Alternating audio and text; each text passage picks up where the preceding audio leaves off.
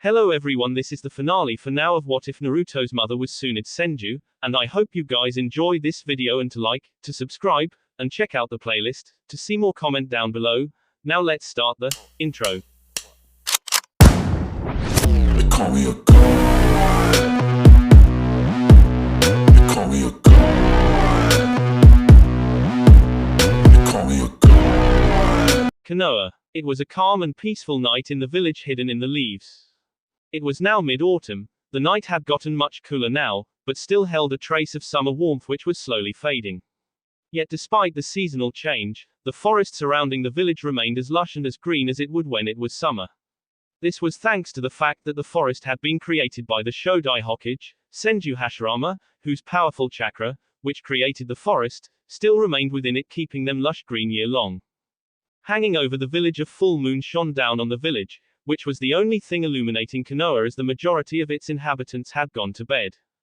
However, not everyone was tucked in their beds. A cloaked figure was silently making its way through the village, doing its utmost to avoid attention from village night patrols. Quickly the figure made its way up the high walls around the village and leapt into the surrounding forest, without any of the guards noticing.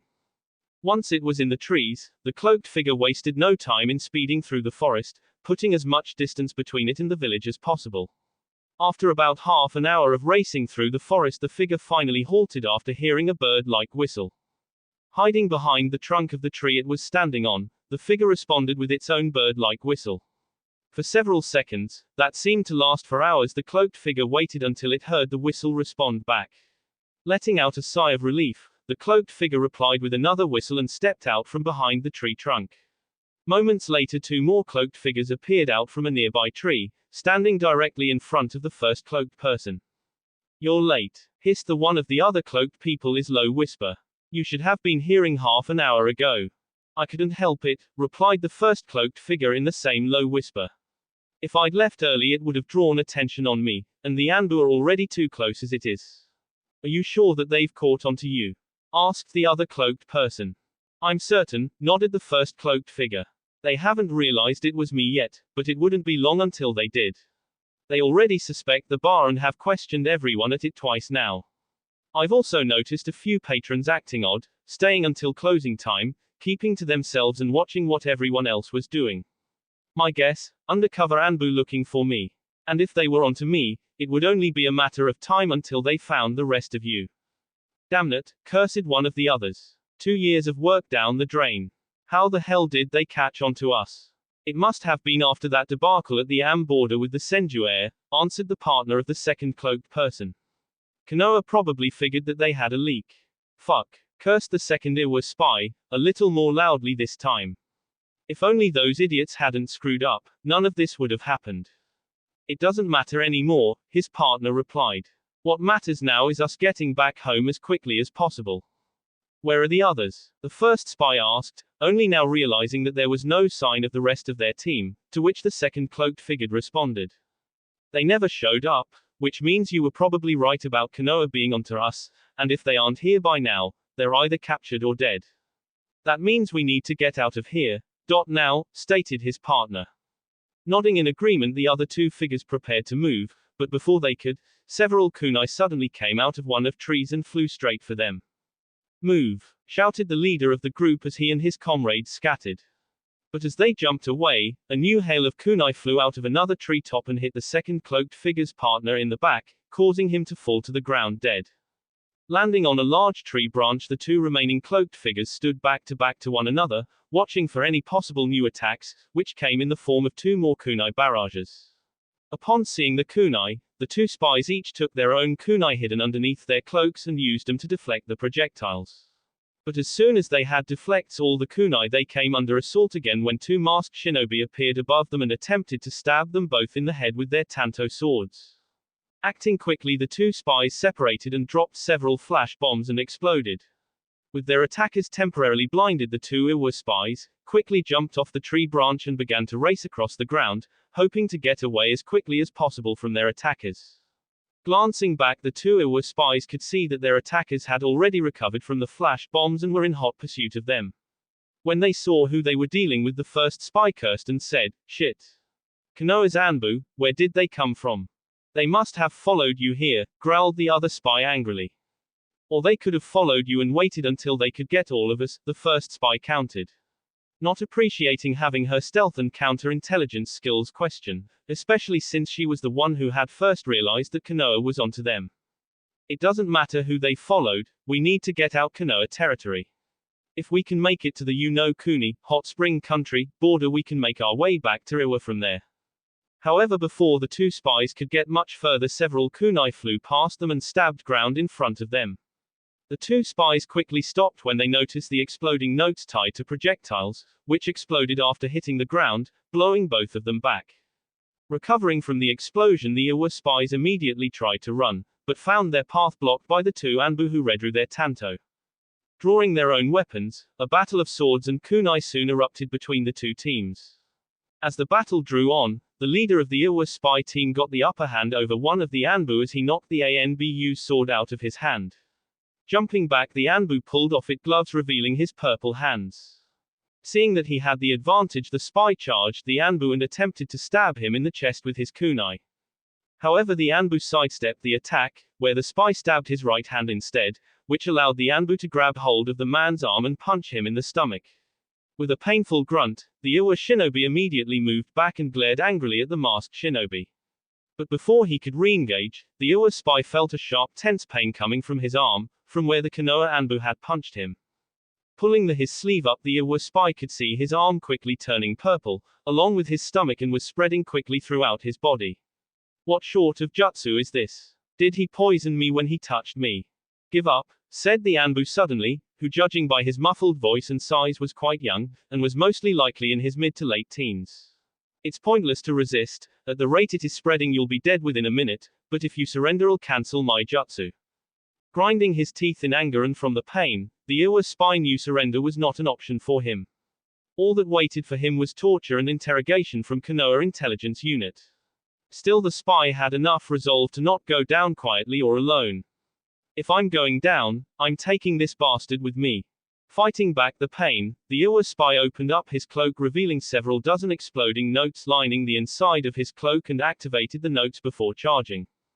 Realizing what the Iwa spy planning, the Anbu attempted to move as far back from the suicidal shinobi as possible. But before the spy could get close enough, two lone black tendrils appeared out of the ground underneath the Iwa spy and wrapped themselves around his legs, causing his to fall to the ground, where the spy then exploded. At the same time, the last remaining Iwa spy took advantage of the explosion to get away from the other Anbu, whose attention momentarily turned to the explosion. But as the spy tried to get away, two more black tentacles sprung up from the ground and wrapped themselves around the spy's leg, who then fell. Knowing that any chance of escape was now gone, the Iwa spy tried to avoid capture by going the same way as her partner. But before the spy could activate the exploding notes sewed into her cloak, the Anbu formed an unfamiliar hand seal that said in a muffled voice, Shintenshin no Jutsu, mind-body switch technique. Before the spy knew what happened, she found its consciousness being pushed aside and controlled by the Anbus, whose body slumped down. Once he was in control of the spy's body, the Anbu took of its hood, revealing the spy to be a young woman with long gray hair. Shortly after, the Anbu's partner arrived with the young root operative named Sai. Are you unharmed, Torun? Asked the Anbu through the Iwa Kunoiki's body. Yes, answered Torun before taking off his mask. The other remaining spy chose to kill himself before I could capture him and attempted to take me with him. Fortunately, Sai was able to prevent this, where the spy succeeded in killing only himself. Nodding the Konoshi's head, Fu turned to the younger root operative. Your assistance in this operation was most helpful, Sai. Danzo-sama will be pleased. It was no trouble at all, Fu-san, Torun-san, the young teen replied, giving the two root agents one of his fake smiles. When asked why he insisted on doing this, Sai had told him that he had read in a book that by smiling he could gain people's trust more easily. Neither root agent bothered to tell the young boy that his attempts at smiling had the opposite effect on people, and instead decided to focus on the captured Iwa spy. Once the Iwa Kunoiki was successfully restrained, Fu cancelled his jutsu and allowed the Kaneki consciousness to regain control of her body. After which the three root agents headed back to the village with their prisoner to begin interrogation. Next morning, Hokage's office. Sitting in her office, the new Godime Hokage of Konoha, Senju Tsunade was busy at desk, with two small stacks of paper on them. But unfortunately, no matter how hard she tried to focus on the report, her mind would keep wandering back to her concern about her son. It had been almost a month since she had sent Naruto to locate the Valley of the Four Winds, and every week she would get a message from him through the slugs, assuring her that he was fine and telling her of their progress. But now she was becoming concerned. It had been almost 10 days since his last message and she had yet to hear anything from him. As her concerns grew, thoughts of Naruto being captured or killed were already beginning to form in her mind. If she didn't hear from him soon, she would have the slugs make contact with him and find out if he was safe. Pushing past her negative thoughts about Naruto, Tsunade chose to focus on the task at hand, which would be instrumental in strengthening her power base within Konoha as Hokage. The forms that she was signing would help begin the restructuring and rebuilding of Konoha's military police. With the loss of the Uchiha clan, the military police, which in the past had been primarily made up of members of the Uchiha clan, had all but ceased to exist. After the destruction of the Uchiha, the duties of the military police had been handed over by Konoha's Anbu division. Tsunade wished to change this. Not only would it give the citizen a sense of security, but it would also lessen the burden on the Anbu division and free up vital agents, whose skills would be required elsewhere. Unlike the last time, the new military police that Tsunade was forming would not be made up solely of the members of one clan. Instead, members of this new police force would be chosen through an open selection of veteran shinobi, as only strong shinobi were capable of bringing other shinobi to justice. This would not only strengthen the police force, like never before, but also prevent it from collapsing in the same manner again. It would also give former veteran shinobi, who could no longer perform mission outside the village, other uses for their skills. The new police force would also take a more active role in the governing of Konoha, thereby reducing the chance of corruption and infiltration from other clans within the Konoha. However, despite it not being built around one clan anymore, the military police force still needed a shinobi clan to sponsor its reconstruction, support it and help run it. This would also allow the force to act independently, when needed, and not rely solely on the orders of the Hokage. This then led to a problem of which clan to give control over the new military police force to. It of course couldn't just be any shinobi clan in Konoha, it needed to be a clan respected by everyone, shinobi and non-shinobi, in the village. The clan also needed to have the capability to run the organization by themselves, like manpower and resources, and not rely on the Hokage or the council. This limited the selection drastically, as only a few clans in Konoha fitted these requirements. Clans like the Nara, Yamanaka did not fit this requirement due to their small numbers and because they already had other responsibilities within Konoha. While the Akamiki had the numbers, they did not have the resources that would be needed to run an organization like the military police. Ideally, the Hyuga clan would have been her choice. They were well respected and revered both within the village and outside it. They had more than enough influence and had the resources and manpower to do it. Like the Uchiha, they also had a powerful bloodline limit that would be useful in keeping order within the village and detaining rowdy shinobi. But despite the benefits that would come with giving command of the military police to the Hyuga clan, Tsunade decided against it. If she did this, the Hyuga clan would become even more powerful and influential in Konoha, which was something she desperately wanted to avoid, given the plans towards her son and the fact that she couldn't fully trust them or their motives. The clan was already much too powerful for Tsunade's liking, which was another reason why she was reforming the Konoha military police. Should another clan take over command of the organization, they would pose an effective counter to the Hyuga, as well as a powerful ally for her in the future. Tsunade's next choice would be the Sarutobi clan. Like the Hyuga clan, the Sarutobi clan would be an ideal choice. They were respected and revered by the entire village and were on equal standing with the Hyuga in terms of status and influence. Being the largest of the shinobi clans within the village, they had the resources and manpower to easily take over the duties of the military police. Also, giving them control of the police force would also tip the balance of power in favor of the Sarutobi against the Hyuga. The fact that the Sandaime was also the head of the clan made the idea even more appealing to Tsunade. Unfortunately though, this was also the reason why she couldn't offer them control of the police force. Given how the Sandaime was her former teacher, it would seem like favoritism to the other clans, like the Hyuga, causing them to resent her rule. Danzo of course would be quick to take advantage of this, giving him a strong support base to stand upon when opposing her. Tsunade's third choice was the Aburame clan. The Aburame clan were well respected among the shinobi population due to the unique insect techniques and many accomplishments. The most famous of these being the battle in the Western Forest, which resulted in a crushing defeat for Iwa, and allowing the Aberrane to rise to prominence in Konoha. Thanks to their techniques, the Aberrane were highly accomplished intelligence gatherers, which would be extremely useful in the military police. Sadly though, when Tsunade offered the Aberrane clan head, Shibi, the position, he politely declined the offer, stating that his clan had no interest in running the organization, which left Tsunade in a difficult position. Fortunately though, Tsunade, next choice, responded far more favorable to the offer. In fact, when the Inuzuka clan head, Tsume, heard her offer, the woman almost immediately leapt at the offer, shouting, yes.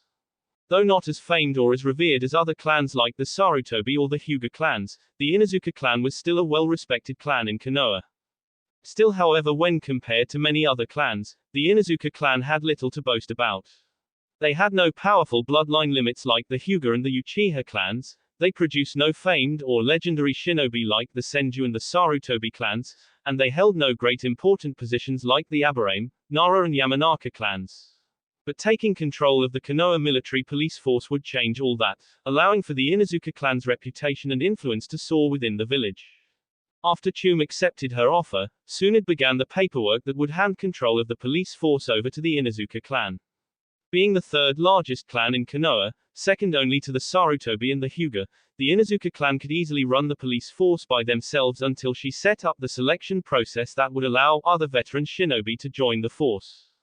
Another benefit to having the Inuzuka clan run the military police was that she knew she could trust both Tsume and her clan, given how Naruto had saved her niece's life in the recent invasion and in return she had presented him a pack bracelet and Kurimaru. With their support, Tsunade knew her position as Hokage would be that much more secure and at the same time make things more difficult for others like Danzo. It also had an added benefit of subbing the Hyuga clan elders, who would no doubt take some offense to being passed over a prestigious position, like the military police, in favor for a lesser shinobi clan like the Inuzuka. Shortly after finishing the necessary paperwork, the Hokage's thoughts were interrupted by a knock on the door where she responded with an, "Enter." The door then opened slightly, and Shizune's head stuck through.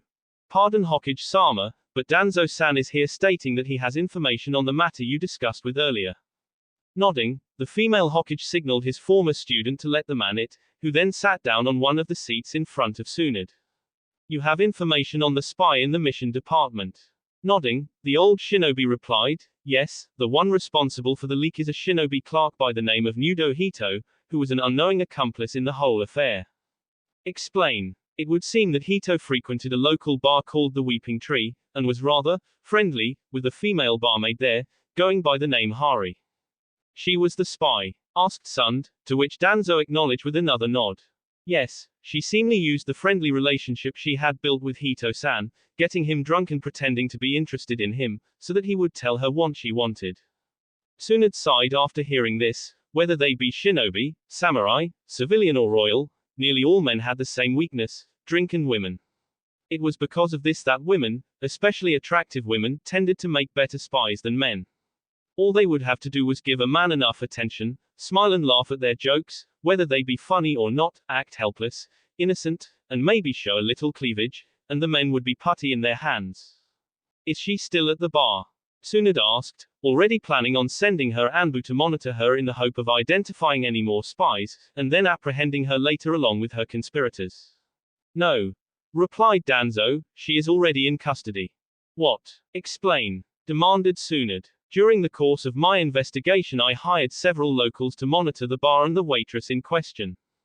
They were then able to locate several drop-off points that the waitress went to, which then allowed us to identify several members of the spy ring. Unfortunately, before we could identify them all, she caught onto them and warned her companions that we were closing in on them, where they attempted to escape. Luckily I had my own people shadowing her and detained the spies we had already identified before they could destroy any information they had. My people then followed her outside the village, where she met up with the rest of the ring." "Were you able to capture them as well?" Tsunade asked, to which Danzo shook his head. "Regrettably no, the first one was killed during the apprehension, while the other chose to kill himself rather than be captured, and attempted to take one of my people with him." Slowly leaning back into her chair, the granddaughter of the Shodai Hokage folded her arms and stared right into the old shinobi one visible eye. Danzo of course showed no emotion whatsoever and stared right back at the younger woman, not the least bit intimidated. When you say, your people, I trust you don't mean Root. Keeping his face blank, Danzo replied, of course, Root after all was disbanded by the Sandai many years ago. I was simply referring to my personal guard, which as you know I am permitted to have as member of both the Fire Council and Konoha's Council, and advisor to you. Of course, nodded Tsunade, not believing a word the old warhawk said. She knew Root was still active, even after the Sandaime ordered it disband, she just couldn't prove it officially. But that didn't mean she didn't have her own people monitoring him and his followers. But even so, you overstepped your authority, Danzo. I made it perfectly clear that I wanted to be notified of any development in the investigation and that you were not to act without permission. You purposely ignored my orders. My apologies, perhaps I was a tad overzealous in my investigation. At the time I thought it was best that I not waste your time and only inform you when I had something of worth to report. But by then the spies had caught onto our investigation and there was no time for me to report to you of the situation. When Danzo finished, Tsunade said nothing, she narrowed her eyes, stared silently at the elder shinobi, hoping to see some sort tell that would show her that Danzo was lying. She knew that Danzo had deliberately ignored her orders about keeping her informed of the investigation as subtle form of undermining her authority as Hokage. Sadly there was no such tell, as Danzo kept his face void of any emotion as he continued to stare back at her. After several moments of a tense silence, Tsunade broke eye contact, knowing it was pointless. Danzo would not break, at least not this way. Getting up from her seat, Tsunade then said, I trust that you haven't begun the interrogation yet. Shaking his head, Danzo replied, no, I thought you would want to be there yourself. The prisoners are already at the interrogation division, both Abiki-san and Inoiki-san are waiting for us. Giving a short nod, Tsunade signaled Danzo to follow her, though she may not like, nor trust the man, she could not deny that he got results when needed. With Naruto back at the Valley of the Four Winds, Naruto walked through the village, ignoring the several stares he got from the pandas. It had already been 3 days since he was brought to the valley, and yet many of the panda continued to stare at him and whisper to one another, like he was some sort of exotic animal. Although he understood why most of the pandas were so curious about him, given how it was almost 100 years since a human had come here, he still found it a tad annoying. However, it wasn't like he wasn't used to such things, as he had received similar looks before in Konoha after his identity had been revealed to the village. Fortunately though he didn't have to endure this very often as he spent much of his time conversing with Xian and Chen at the temple about the prophecy and how they could help him with his Mokuton training. Giving the villagers little heed, Naruto made his way over to Lin Slienflower's clinic to check on Kuretsuki. He hadn't really seen much of the Iwakunuki since he had dropped her off with Lin, though had occasionally made some inquiries with Lin, who reported that her treatment was going well and that she would be able to leave shortly. Although Naruto did not care much about her personally, the medic in him felt the need to check in her given how he had been the one responsible for most of her injuries. He also felt somewhat sorry for her, given how she spent most of her time in the clinic with no one to really talk to or keep her company, other than Lin. When he arrived at the clinic, he greeted the female panda, who was writing at her desk. Seeing the young boy, Lin smiled kindly at him. Hello Naruto-san, to what do I owe the visit? Nothing wrong I hope. Shaking his head, Naruto replied, no, I just came to check in on your patient and see how she's doing. Nodding understandingly, Lin then said, she's doing well and is as stubborn as ever. Guess that's a good sign, answered Naruto with a chuckle, which caused Lin to smile and nod back. She should be well enough to leave today. That's good. Would it be okay if I go talk to her? Of course, nodded the female panda, I'm certain she would appreciate the company. Her room is down the hall, second to your right, go right ahead in.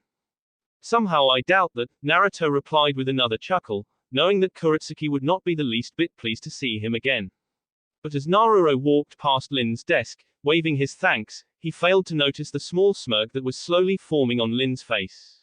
Shortly after she heard a loud pitch scream from Kuretsuki, followed by a loud explosion and another scream from Naruto. When he reached the door, Naruto immediately opened it without even thinking and said, Yo, Rock Princess, I heard you. However, his words were soon lost when he saw Kuretsuki standing next to her bed, wearing only a red sports bra and a pair of seamless black panties. For several seconds both teens just stared at one another, frozen in dumb surprise. Realizing that he had just walked in on the Iwa Kurotsuki when she was changing, Naruto tried to apologize. But before he could even utter so much as a word, Kurotsuki let out a high-pitched scream, after which she then spat out a large ball of molten rock. Acting on instinct, Naruto quickly sidestepped the attack, avoiding the deadly attack by mere inches as it flew past him, burning several strands of his hair before hitting the wall behind him, making a large football-size hole in it. Staring nervously at the large melting hole in the wall, Naruto quickly turned to Kurotsuki and yelled, "Or are you trying to kill me? What do you think, you pervert? Now stand still and die." "Like hell I will," Naruto yelled back before Kurotsuki spat out a large stream of fire that Naruto was barely able to evade as he raced out of the hallway. "Something the matter?" asked Lin, looking up from her work with an amused smile when saw a badly singed Naruto racing out of the hallway. "You could say that," Naruto replied sarcastically as did his best to put out the small flames at the tail end of his coat. "You could have warned me she was changing." Smiling at the boy, Lin simply replied, "Perhaps you should have knocked first." Realizing he had just been played, Naruto glared angrily at the female panda, who continued to smile back at him. This was another thing that Naruto had recently learned about the pandas. They enjoyed the occasional prank, especially on newcomers like him. But before he could say anything, a now fully dressed and furious Kurotsuki appeared out of the hallway.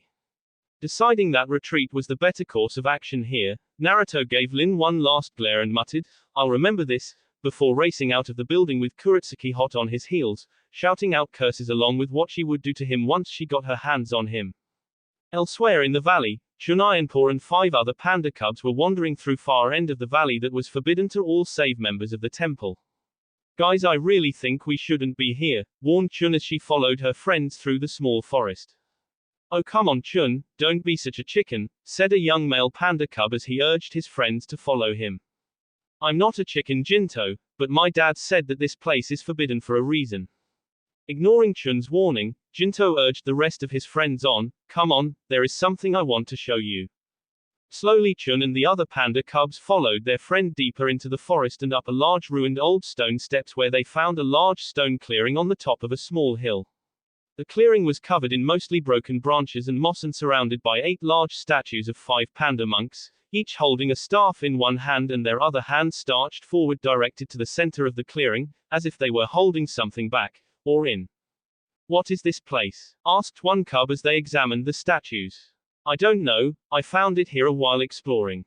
But that's not what I wanted to show you, this is," replied Jinto as he pointed at the small paper seal on the bottom of one of the statues. "A seal?" asked one of the other pandas. "Yay. I found one on each of the statues and look what happens when touch it." When Jinto touched the seal note, a small green glow could be seen coming from the center of the clearing.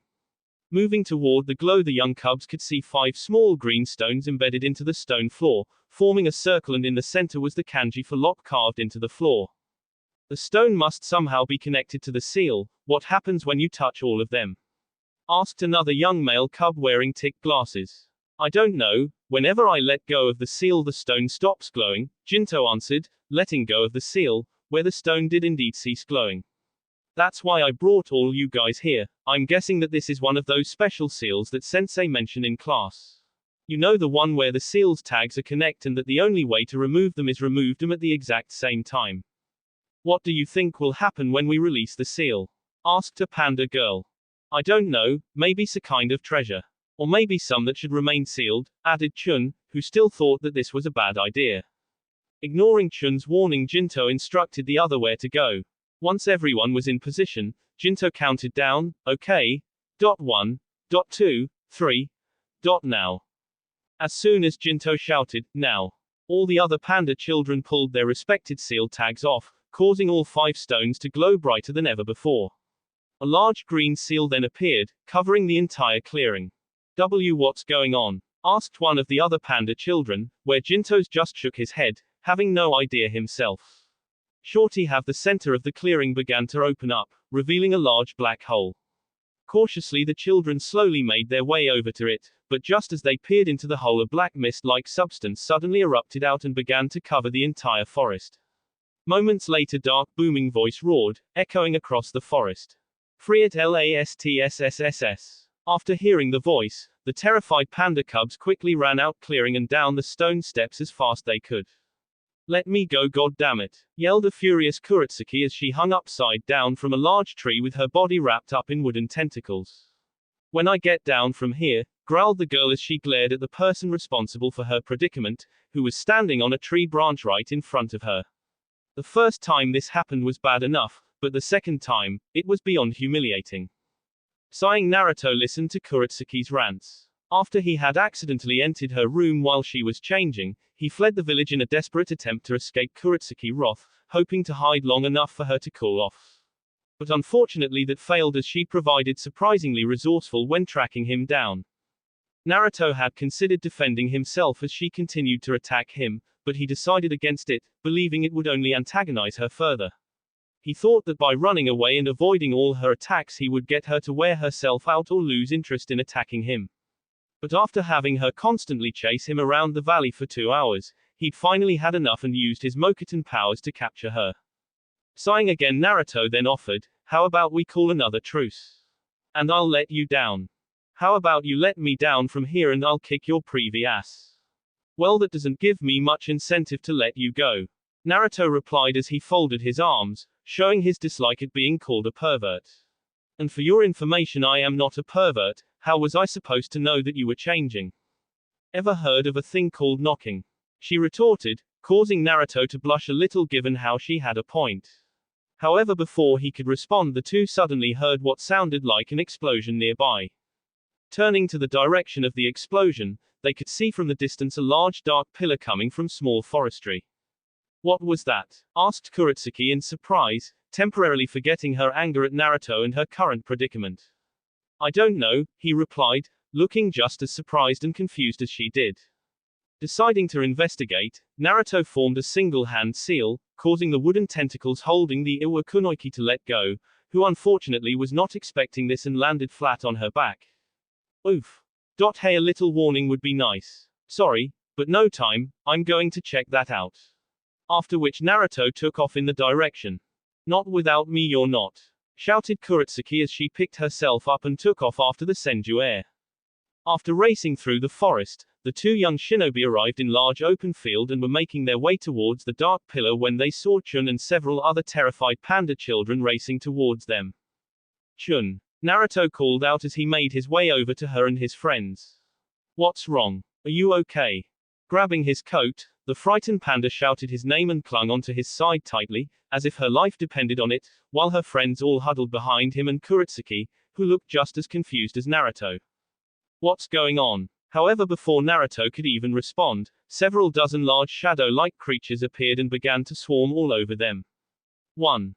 Taking out their kunai, Kuretsuki and Naruto tried to defend themselves and the panda children. But whenever they struck, their weapons would just pass right through the creatures without harming them. The creatures then passed right through their bodies, causing them to lose strength and feel as if they had been violated in some manner. What was that? Kuretsuki gasped, wobbling slightly, as she felt drained and out of breath, as if she had run a marathon. Those things, they must be able to drain us of our physical energy when they pass through us, Naruto stated, who like Kuretsuki was feeling out of breath. Fortunately, however, he still has plenty of stamina and could keep going. "We can't let them do that again. Otherwise we're finished." Nodding in agreement, Kuretsuki dodged another one of the creatures when it attempted to go through her. But when she did, the creature reached out with its claw-like hand and slashed at her left arm, tearing through her long sleeve and scratching her arm. Crying out in pain, Kuretsuki angrily threw her kunai at the creature, which went right through it. "Oh, come on," shouted Kuretsuki in frustration. "They can hit us, but we can't hit them. How the hell is that fair?" Naruto, though, did not respond to this, as he had his own hands up with the creatures as well, and was just learning that the creatures could hurt them as well, after one of the scratch his right hip. Grunting in pain, Naruto desperately tried to think of a way for him and Kuretsuki to escape with the kids. But given the numbers, and the fact that the creatures were immune to all their attacks and could pass through just about anything, it seemed impossible. The only good thing they had going for them was that the creatures were seemingly too preoccupied with him and Kuretsuki to bother with Chun and the other panda children. However, this would not last, for as soon as the creatures were done with them, they would turn on the kids. At that moment Naruto heard Chun shout, "Look out behind you." Turning around, Naruto saw another one of the dark creatures preparing to strike with its claws. Acting on pure instinct, not even thinking over the fact that it would be useless to attack given how all their other attempts failed, Naruto slashed at the creature with his kunai. However, to his surprise and confusion, he was able to slash off the creature's right arm, which in turn caused it fade away with a high-pitched shriek. For a moment Naruto was stunned by what happened and just stared at the space that the creature had been occupying only moments ago. But he was quickly brought back to his senses by a shout from Kurotsuki, who had too preoccupied with her own fight with the creatures to notice what he had just done. "Senju, quit your daydreaming and help me out here."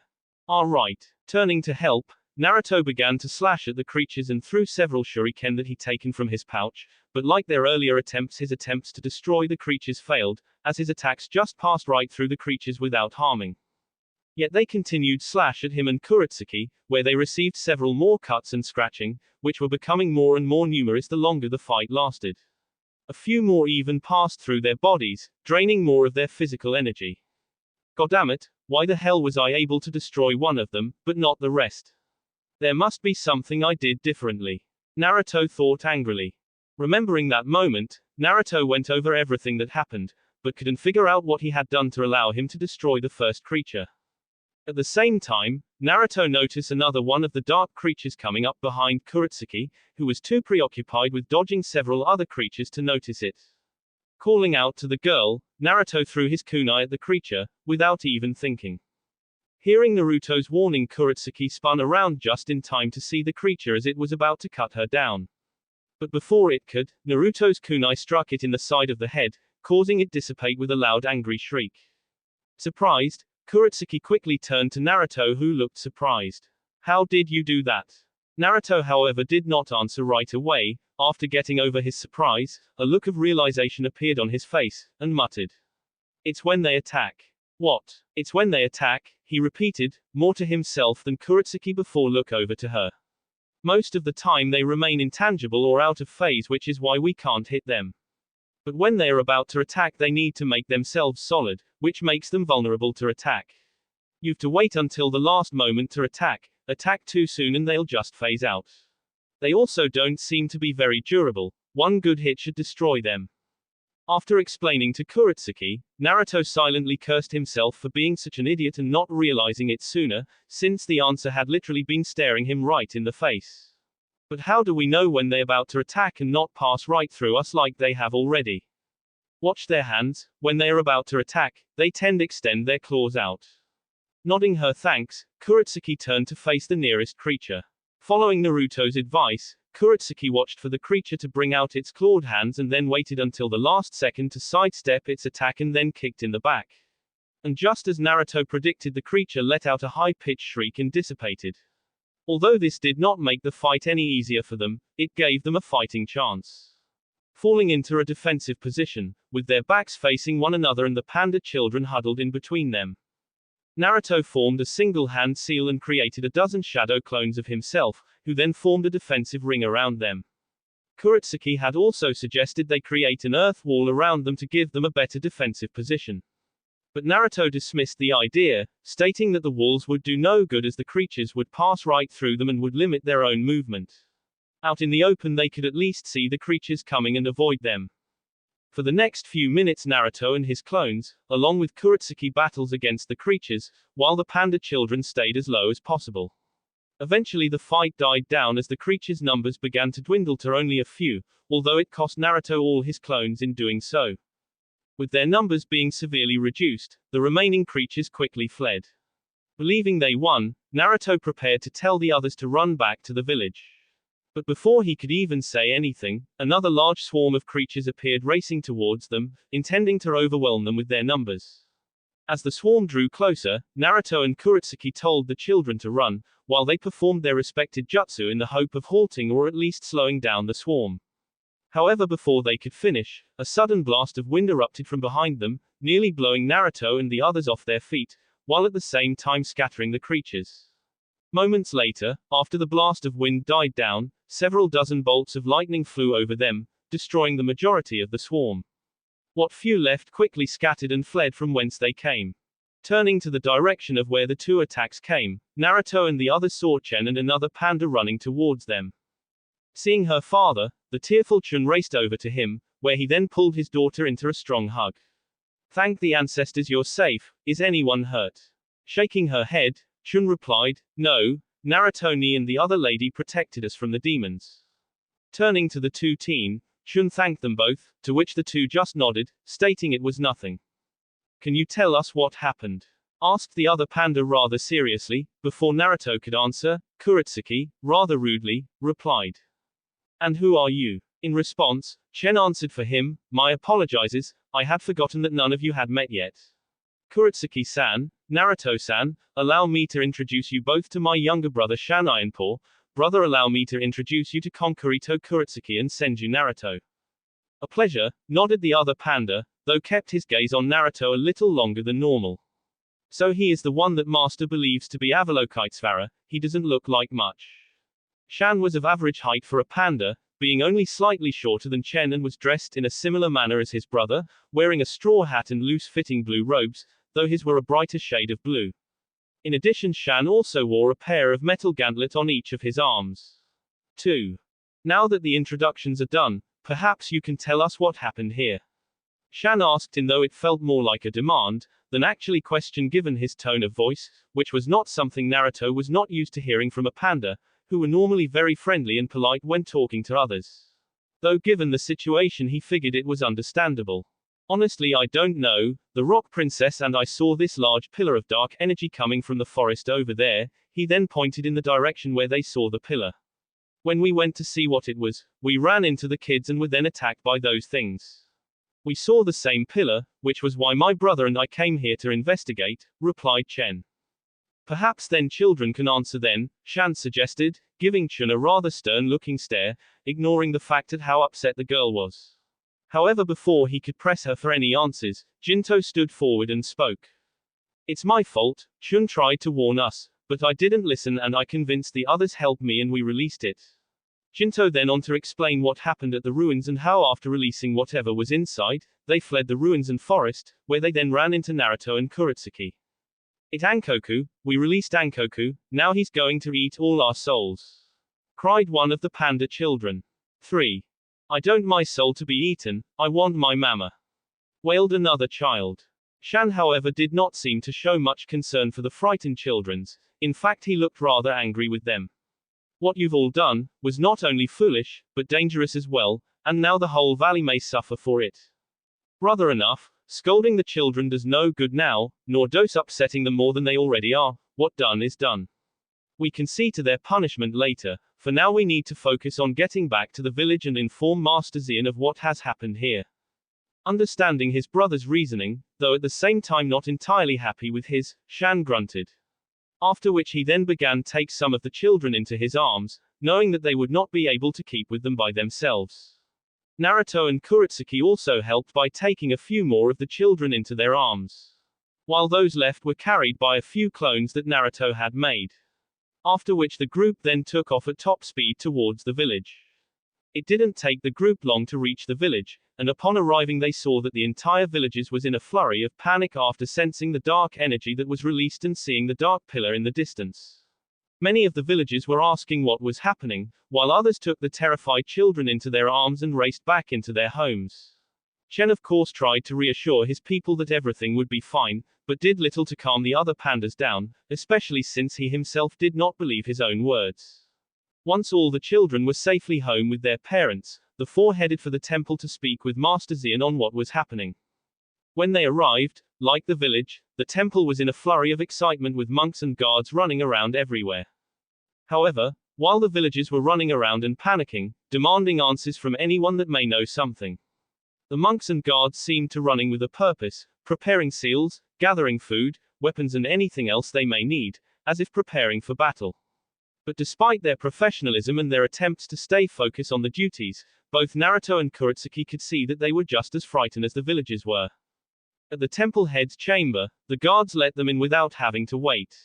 At first they could not see the temple head, but when turned to their right they found him at the balcony that overlooked the temple and the valley itself. Without even having to announce their arrival, the temple head Xian turned to the four. With this being the first time meeting him, Kuretsuki watched the old panda carefully in the hope of grasping what type of person he was. Though Xian was not that much taller than her, or seemed all that dangerous, the old panda had a powerful presence about him that reminded her a little of her grandfather. However, unlike him, Xian also seemed to have calming presence around him, that seemed to make people around him feel at ease. Kuretsuki, however, was soon broken from her thoughts when she saw Xian turn and speak to her. "You're Concreto Kuretsuki, correct?" Xian asked politely. When Kuretsuki nodded, the old panda offered his hands, which Kuretsuki took, though somewhat hesitantly. "It is a pleasure to meet you, Kuretsuki-san," said Xian, smiling kindly at the young girl after she took his hand. But his smile quickly faded and was replaced by a sad look. "Although I am sorry that our first meeting is under such dire circumstances." Before Kuretsuki could respond, Xian let go of her hand and then turned to Chen and Shan. "Is it what we feared?" "I am afraid so, master," answered Chen, his voice filled with concern. "You are certain of this?" asked Xian, though it seemed more like a statement than an actual question. "We saw his minions with our own eyes and destroyed many of them before they retreated, and the energy we sensed came from the ruins," replied Shan. "Then our worst fears have come to pass. Ankoku has been freed," sighed the old panda, who seemed wearier than Naruto had ever seen him. Tired of being left in the dark about what was happened, Kuretsuki spoke. "Okay, can someone please tell me what the hell is going on here? What was the dark pillar of energy we saw earlier? Who is this Ankoku person that everyone keeps talking about?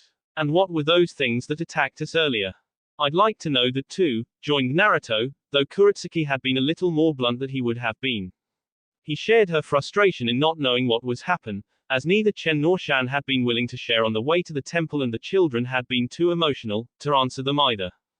Angered by how rude and disrespectful the two were being to the temple head, Shan prepared to reprimand the two. But before he could say anything, he was waved off by Xian, indicating that it was fine and that he was not bothered by their bluntness. After which Chen then spoke. "Beware the dark demon Ankoku, watching all the time.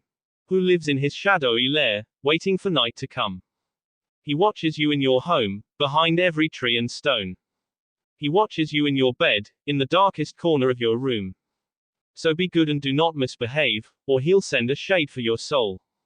"What was that, some kind of ghost story?" Kuretsuki asked curiously. "An old nursery rhyme told to young cubs by their parents at night to keep them from misbehaving," answered Chen. "Well, it didn't work this time." "Regrettably no," the panda replied sadly. "So, this Ankoku is a demon?" Naruto asked. "Yes, from a time long ago, one that I had hoped would remain a legend," said Xian as he moved to his seat on the ornately platform. "Our tribe has not always resided in the Valley of the Four Winds, and we were not the first to make it our home. 1,000 years ago, before we pandas came to live here, this valley was inhabited by a dark creature of immense power, Ankoku, the Yami no Kurokiru, the black demon dragon of darkness. However, Ankoku was not like other demons, he was a being comprised of chakra." "You mean he was a chakra no Bakemono, chakra monster, like the Biju, tailed beasts," stated Naruto. "Yes," nodded Xian. "However, unlike the Biju, Ankoku was comprised of Yami no chakra, dark chakra." "Yami no chakra," repeated both Kuretsuki and Naruto, as neither of them had heard of it before. "It is a special chakra formed from the negative emotions of the people's hearts. Back then there was an abundance of it, due to the many wars that were fought between people. Somehow at some point, the chakra gathered and formed into a living entity that we now know as Ankoku. He then made the valley his home. The valley then later became known as the Valley Everlasting Darkness, draining the land of its life, causing it to become a bleak and barren wasteland." At this point both Naruto and Kuretsuki shared the same shocked looks, as they could not imagine the same valley that they were staying in, once so full of life and light, was once a dark barren wasteland. But neither said a word, and instead allowed Xian to continue with his story. Over time Ankoku's power grew and his darkness, like a plague, spread across the surrounding lands, causing them withered and died. His minions, the Shades, attacked and terrorized any village that was within their reach, killing or chasing away anyone that lived there. "That's what does things are, Shades?" Naruto asked, receiving a nod from Xian. "What are they exactly?" "Shades are living chakra, much like Ankoku, created from his excess energy. However, unlike him, they do not have a will of their own, they exist solely to serve him." not unlike worker ants or drones serving their queens. And unfortunately he can create as many as them as he want, so long as he has enough power. After battling them, I'm sure you know how difficult they can be to fight and destroy, despite not being very strong. Most of the time they are intangible, save for when they attack, and can they drain you of your chakra and energy slowly they pass through body, weakening you and making it easier for them to overwhelm you with their numbers and kill you. Gigariarit, moaned the blonde-haired boy. How was he sealed away? Kuretsuki asked, since if Ankoku was as powerful as they claimed, she was curious how he was defeated. With great difficulty, years later, our tribe made its way to the valley and upon seeing the destruction and mayhem that Ankoku was causing to the surrounding lands and people, they challenged him for control of the valley. Led by the leader of our tribe and future founder of our village, the great sage Xiaohao, we battled him for 7 days and nights until at last he and all his creations were defeated and sealed away. Until those foolish children released him, and doomed us all, Shan growled. That's enough, Shan, scolded Xian, turning to the younger of the panda brothers. The children had no idea what they were doing, nor had they any ill intent when they released Ankoku. They were simply curious like all children, they cannot help who they are, no more than a leaf can control itself in the wind, we are just as responsible as they were for what happened today. Had we been more diligent in our duties and not become complacent, leaving the seal unguarded and allowed it to fall into ruin, this may never have happened. Shan, however, was not entirely convinced by his master's words and just grunted, before excusing himself, stating he needed to prepare for the battle to come. Humph, he's a regular bag of cheer, Naruto remarked dryly. Sighing sadly at his brother as he watched his brother, Chen turned to Naruto and Kuretsuki. I apologize for my brother's rudeness, please don't judge him too harshly, he can be rather gruff and stern, but he cares deeply for the valley and worries for our people. That is why he acts the way he does. Not really caring about the grumpy panda, Kuretsuki turned to Xian again. If you sealed Ankoku before, can't you do it again? We can, but it will take time to prepare the necessary tools to seal him away, and Ankoku will use that time to gather his strength. Right now he is formless and is therefore weak, which is why he has not yet attacked and surrounded himself with his shades to keep us from attacking. But once he has solidified himself, he'll attack. We should begin evacuation of the village and have the villagers pull back to the temple, they'll be safe in the old catacombs underneath the temple for the time being, suggested Chen. In addition we should call in the rest of guardians, we'll need everyone's strength if we're to defeat Ankoku. I've already sent orders, just before you arrived, Xian replied. Where can we help? Naruto asked. Having almost completely forgotten about Naruto and Kuretsuki, Xian and Chen turned to the two teens. Though we appreciate your offer, Naruto-san, we cannot ask. Screw asking, I spent too long searching for this place just to run away and let it get destroyed. I can help, if this Ankoku guy is basically a chakra no bakemono, like Biju, I can use my Mokuton powers to weaken him. Plus I can summon the slugs and toads to help, Boss Gamabunta may be grumpy old sod, but he's handy in a tight spot, at the very least I'm certain Katsuyu will help. However, to his surprise Xian shook his head. Though the slugs and toads would be of great help in the battle with Ankoku, they cannot help us at this time. There is a powerful barrier around the valley which prevents anyone other summons, save us, from entering here. It is one of the reasons why we have been able to keep ourselves hidden for so long. And though your Mokuton ability could be effective against Ankoku, you would not be strong enough to stop Ankoku once he returns to his true form and regains his full strength. Can't you take down the barrier? Naruto asked. Unfortunately not at this time, although I am capable I have to prepare the tools needed to seal Ankoku. We simply do not have the time to bring down both the barrier and preparing the sealing. Well, I'm still going to stay and fight, Naruto retorted stubbornly. If there is one thing you'll need to know about me, it's that I don't run away from a fight, ever. Seeing the determined look in Naruto's eyes, and both Chen and Xian relented, knowing that it would be pointless in arguing with him and could not force him to do otherwise. Chuckling, Xian bowed and said, then we humbling, and graciously accept your offer of help, Naruto-san. Count me out, said Kuretsuki. You're just going to leave them to fight that demon alone, Naruto half shouted, turning to face Kuretsuki. You heard what they said. Yeah, I heard, but it's still got nothing to do with me, or my village, it's not our fight. Angered by Kuretsuki's words, Naruto was about to retort, but was stopped by Xian. Please Naruto-san, that is enough, Kuretsuki-san is indeed correct. This is not her fight, she has no obligation to help us, nor do we have the right to ask her to risk her life for our home. Still not liking the fact that Kuretsuki was skipping out and abandoning the pandas, Naruto settled with just glaring at the girl. Ignoring Naruto's glare, Kuretsuki turned to look at Zien, where the best way out of here. There is a hidden passageway at the end of the valley that leads out of the mountains. I'll send a monk to show you the way. Nodding, Kuretsuki took her leave to gather his belongings back at the village. After Kuretsuki had left, Chen turned to the temple head and said that he would go assist with the evacuation in the village before returning to temple to prepare for the battle ahead, leaving Naruto and Zien alone. After Chen had left, Zien asked Naruto to follow him, stating that there was something that he wished to show him. Curious by what Zien wanted to show him, Naruto followed the old panda, who led him out of the chambers and through a long hallway. They made several turns into different hallways until they arrived at a dead end, with a wall painting of a blossom tree on it. Before Naruto could ask if this was what he wanted to show him, Zien pressed his several blossoms on the tree, causing the wall to rise up, revealing a spiral staircase that led downward. Whoa, where does this lead to? He asked while following Zien down the staircase. To the reason why Ankoku so desperately wants to destroy my tribe, Zien replied cryptically, holding up the small torch that he had taken from its holder at the entrance, and lighting. Wait, I thought he wanted to destroy your tribe for sealing him away, said Naruto as he followed after Zien.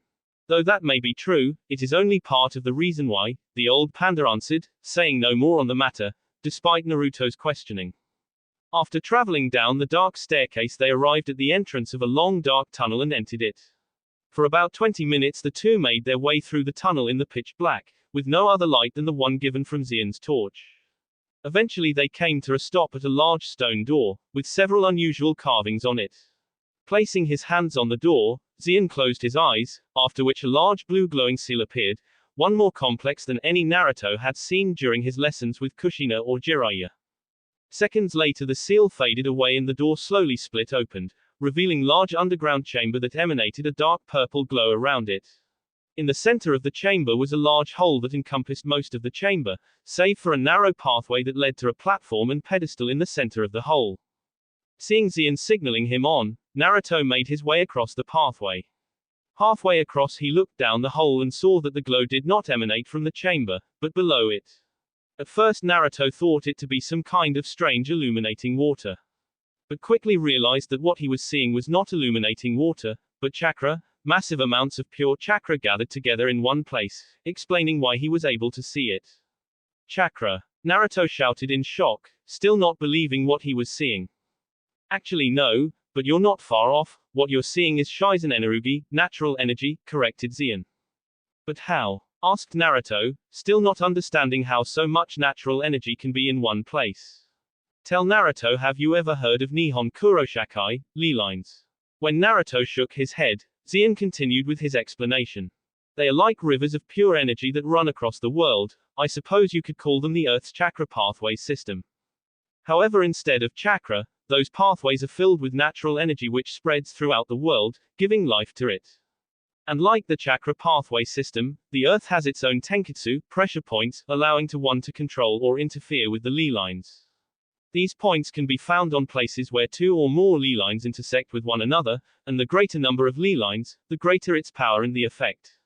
It is why the valley is so strong with natural energy here and why my clan came to live here. We call this place the Onmyo Cave, the Yin-Yang Well, and it is the most sacred spot in the entire valley. 4.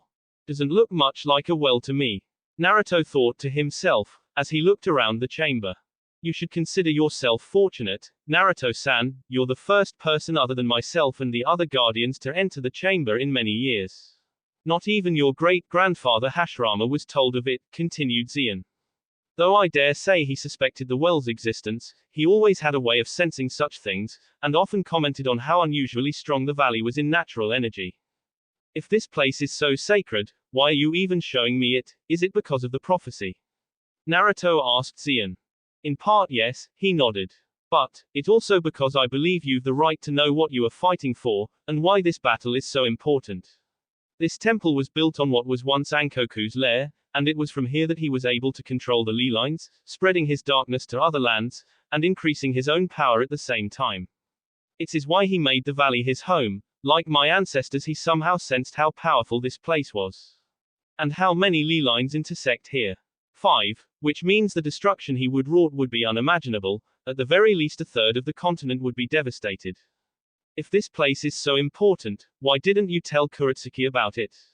Asked Naruto. I get that it is sacred to your people and all, but if it gets her to help to defend it, it's worth telling. You'll need everyone you can get if you want to defend it. Zien, however, just shook his head. If we were to tell Kuretsuki-san, she would no doubt tell her village upon her return, and they in turn would try and come here. The well holds enormous power, Zien explained. Moving to the pedestal where he placed his hand on a carved handprint with several inscriptions surrounding it. From here one is able to control the flow of the surrounding ley lines, which cover much on the continent. They can then absorb the energy from here. They can also increase or disrupt the flow of natural energy through the ley lines. This in turn can result in surrounding lands to prosper, or wither away. With it, a person could bring about endless prosperity their own lands, where they would flourish and grow, or cause the downfall of a rival or enemy nation, as their lands rot and decay.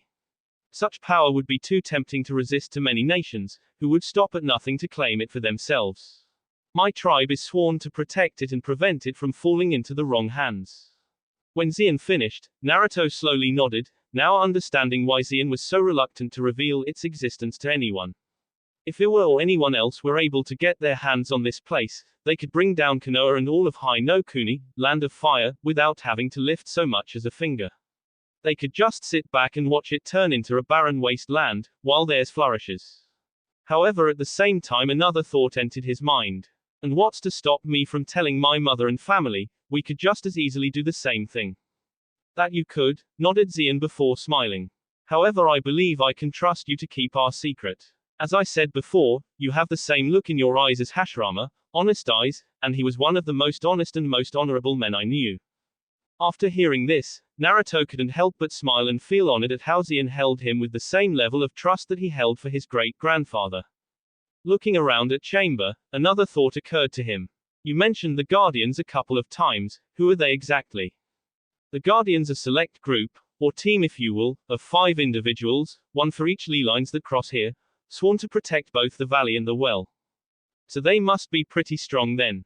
Indeed they are. They're among the strongest fighters in our tribe. Each one of them is a master in their own respected element and in the sage arts. You and Kuretsuki-san even fought one of them yourself, not long ago, replied Zien, causing Naruto's eyes to widen in surprise. You mean Chen-san? He's a guardian. Zien nodded. That he is, as is his brother, Shan. I myself was one once before becoming temple head. Damn, I knew Chen was somewhat important here, but not this much, thought the blonde boy to himself. Guess that explains why he is so strong, and why he was watching us back at the ruins. He helps protect both the valley and the well. After Zien had finished explaining everything to him about the Guardians and the ley lines, the old panda led Naruto out of the chamber and resealed it before leaving to prepare for the battle to come. With Kuretsuki. After leaving the temple, Kuretsuki wasted no time in heading back to the clinic to gather her belongings. When she left, the sky became dull as dark clouds began to form in the sky, blocking out the sun, as if a storm was on the horizon. Yet there was no thunder or lightning, no rain, not even wind. Instead there was a chill in the air, as if all the warmth in the valley had been swallowed it, leaving only a dark and depressing atmosphere. It must be the demon Ankoku causing this. The pandas said that he would becoming stronger.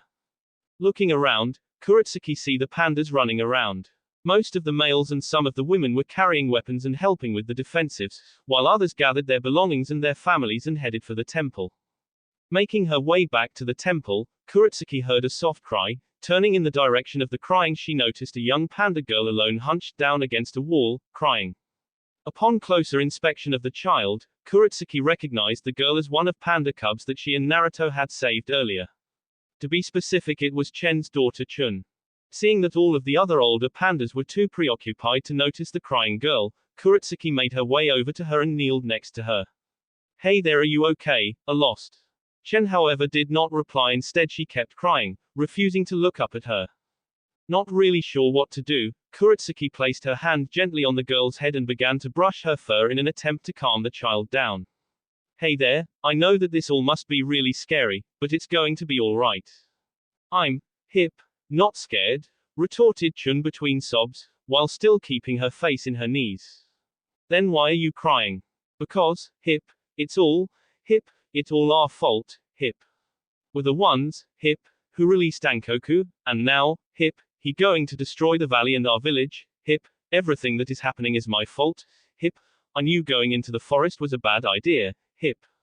I should have stopped the others when we entered it, hip, I should have told someone what we were going. If I had, hip, none of this would be happening. Continuing petting the girl's head, Kuretsuki tried to calm the crying child down. Shush, it's not your fault, it was an accident, trust me when I say that there are plenty of other people who have done a lot worse. Like what? Asked Chun, looking up at Kuretsuki with tear-stained eyes. Kuretsuki didn't answer right away. However, after a few brief moments, she asked, can you keep a secret? When the young girl nodded, Kuretsuki answered, I've never told anyone this before, not my parents or my gramps. A few years ago, back when I wasn't much older than you, there was this boy I knew, he was strong, skilled and good-looking, and everyone in my village admired him and hailed him as a genius. Eventually even my gramps, the Tuskegee, took notice of him and decided to make him his student, where he spent a lot of time at my family's house, and would even hang out with me when not training with my gramps. He became like older brother to me, I looked up to him, and wanted to be just like him. We used to get up to all kinds of mischief together, and pissed off my gramps more than once, though the boy would always cover me and take most of the blame, even if I was the one responsible. At the mention of the boy, a thoughtful look appeared on Kuretsuki's face, thinking back to fond memories. However, her face then turned sad and depressed, when reality hit her. I would have done anything to gain his acknowledgement or praise, which he knew, and was probably why he picked me. When Chun asked what it was, Kuretsuki continued with her story.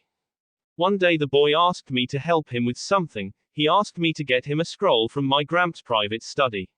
He told me he wanted to perform a special jutsu to impress him, but needed my help to get the scroll without my gramps knowing, since he wanted it to be a surprise.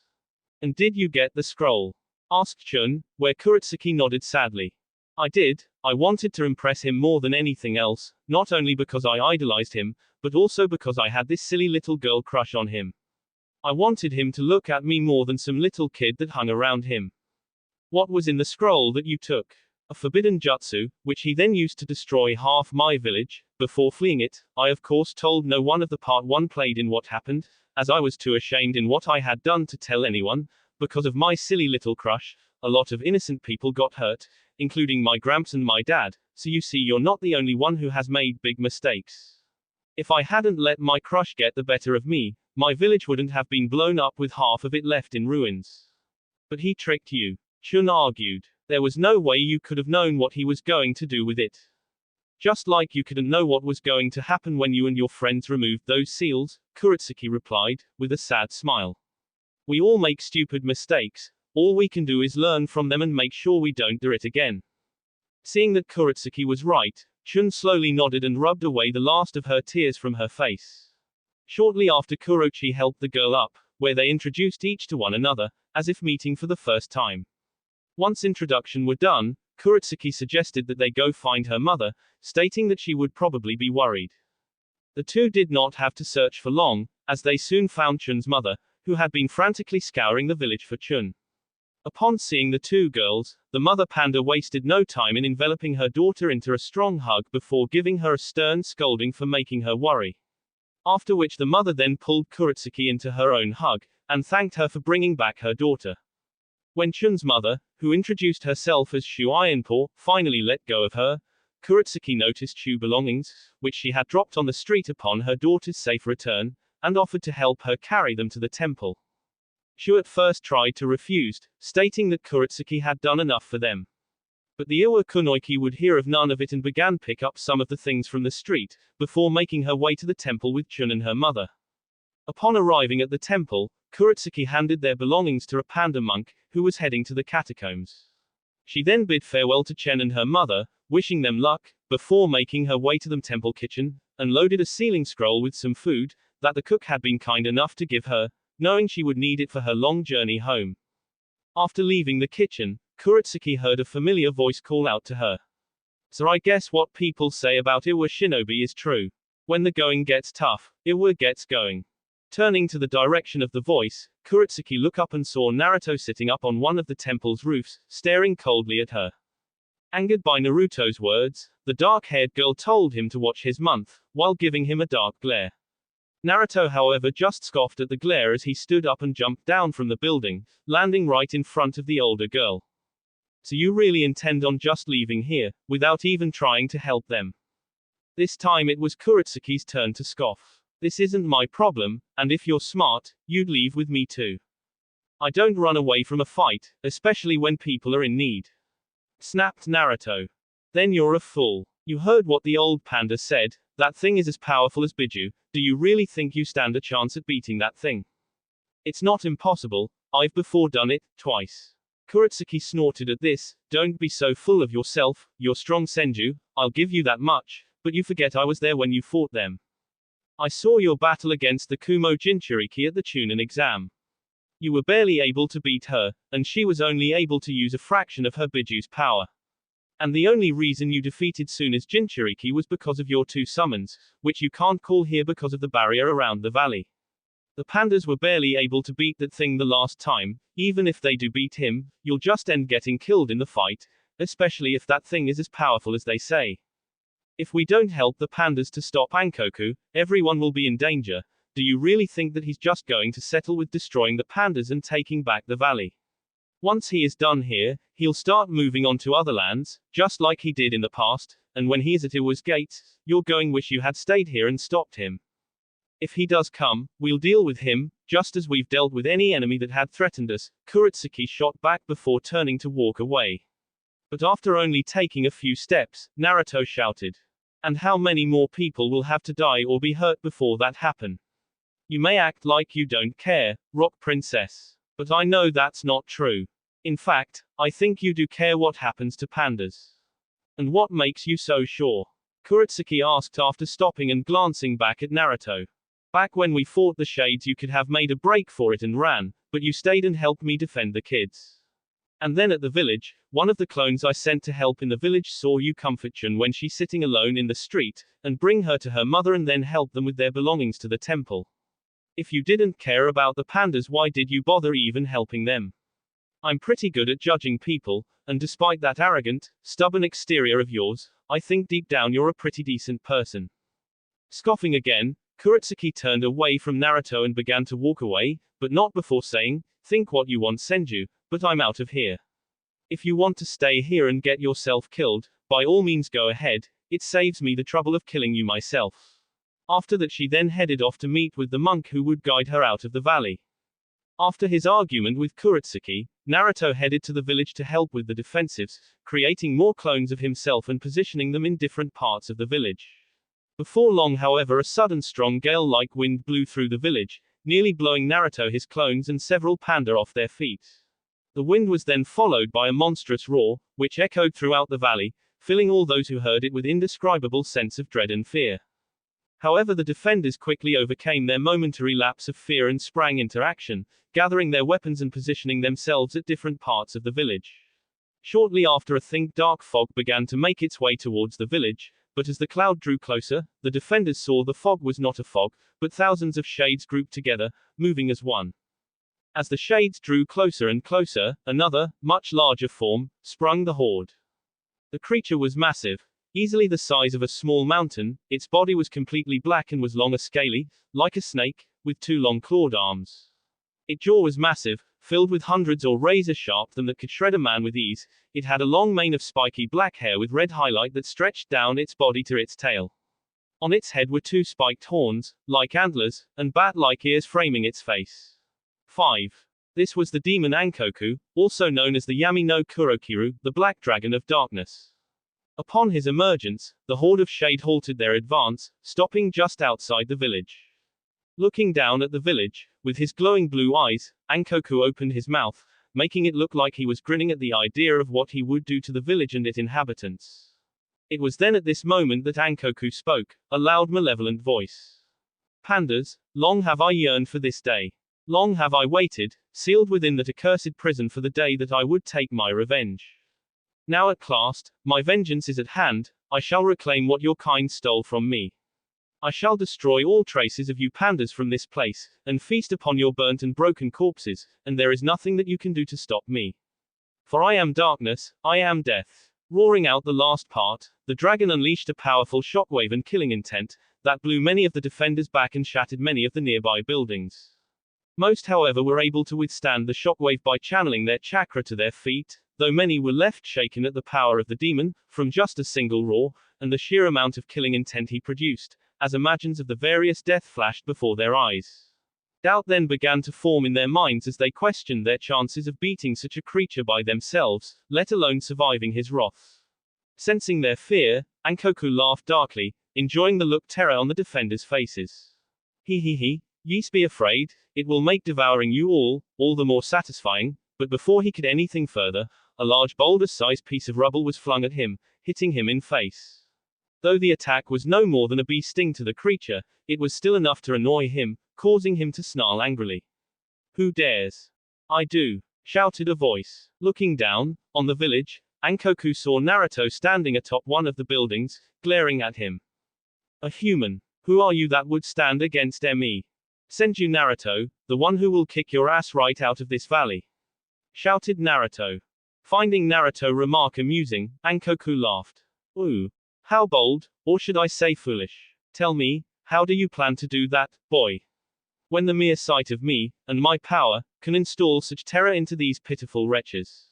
Glancing down, the dragon could see that most of the defenders frozen with sheer terror, unable to move or fight. They cannot help you, you stand alone, forsaken by the very creatures you came to help.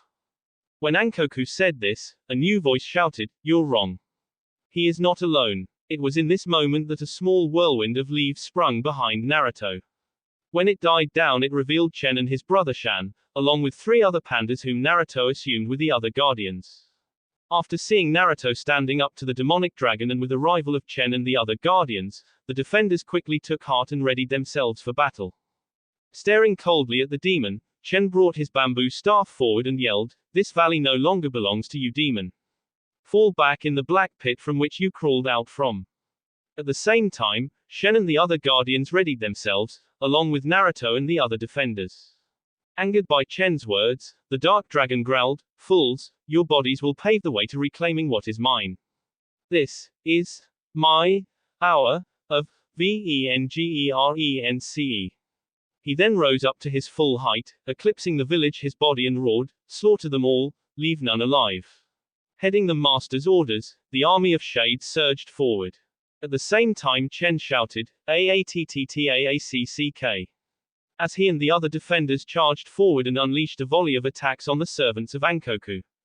Elsewhere at the opposite end of the valley, Kuretsuki stood atop a large boulder, hoping to get a better view of the battle. Although she could see not much, she was however able to make out a large dark figure that seemed to tower over everything else, slowly moving closer into the village.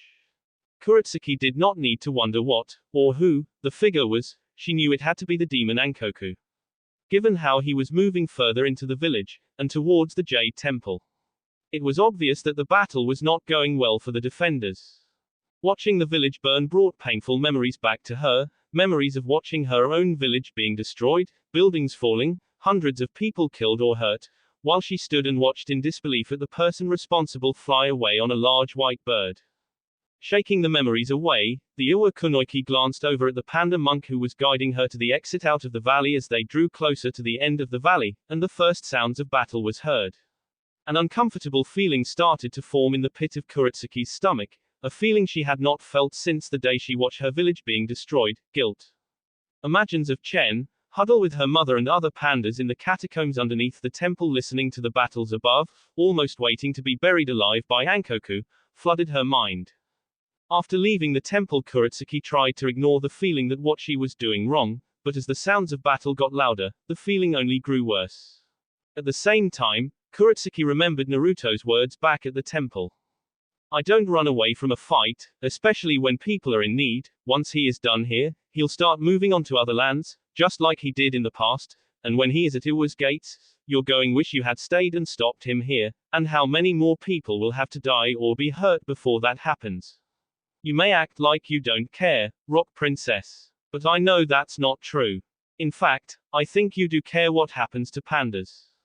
Damn it, why the hell do I have to think about that now?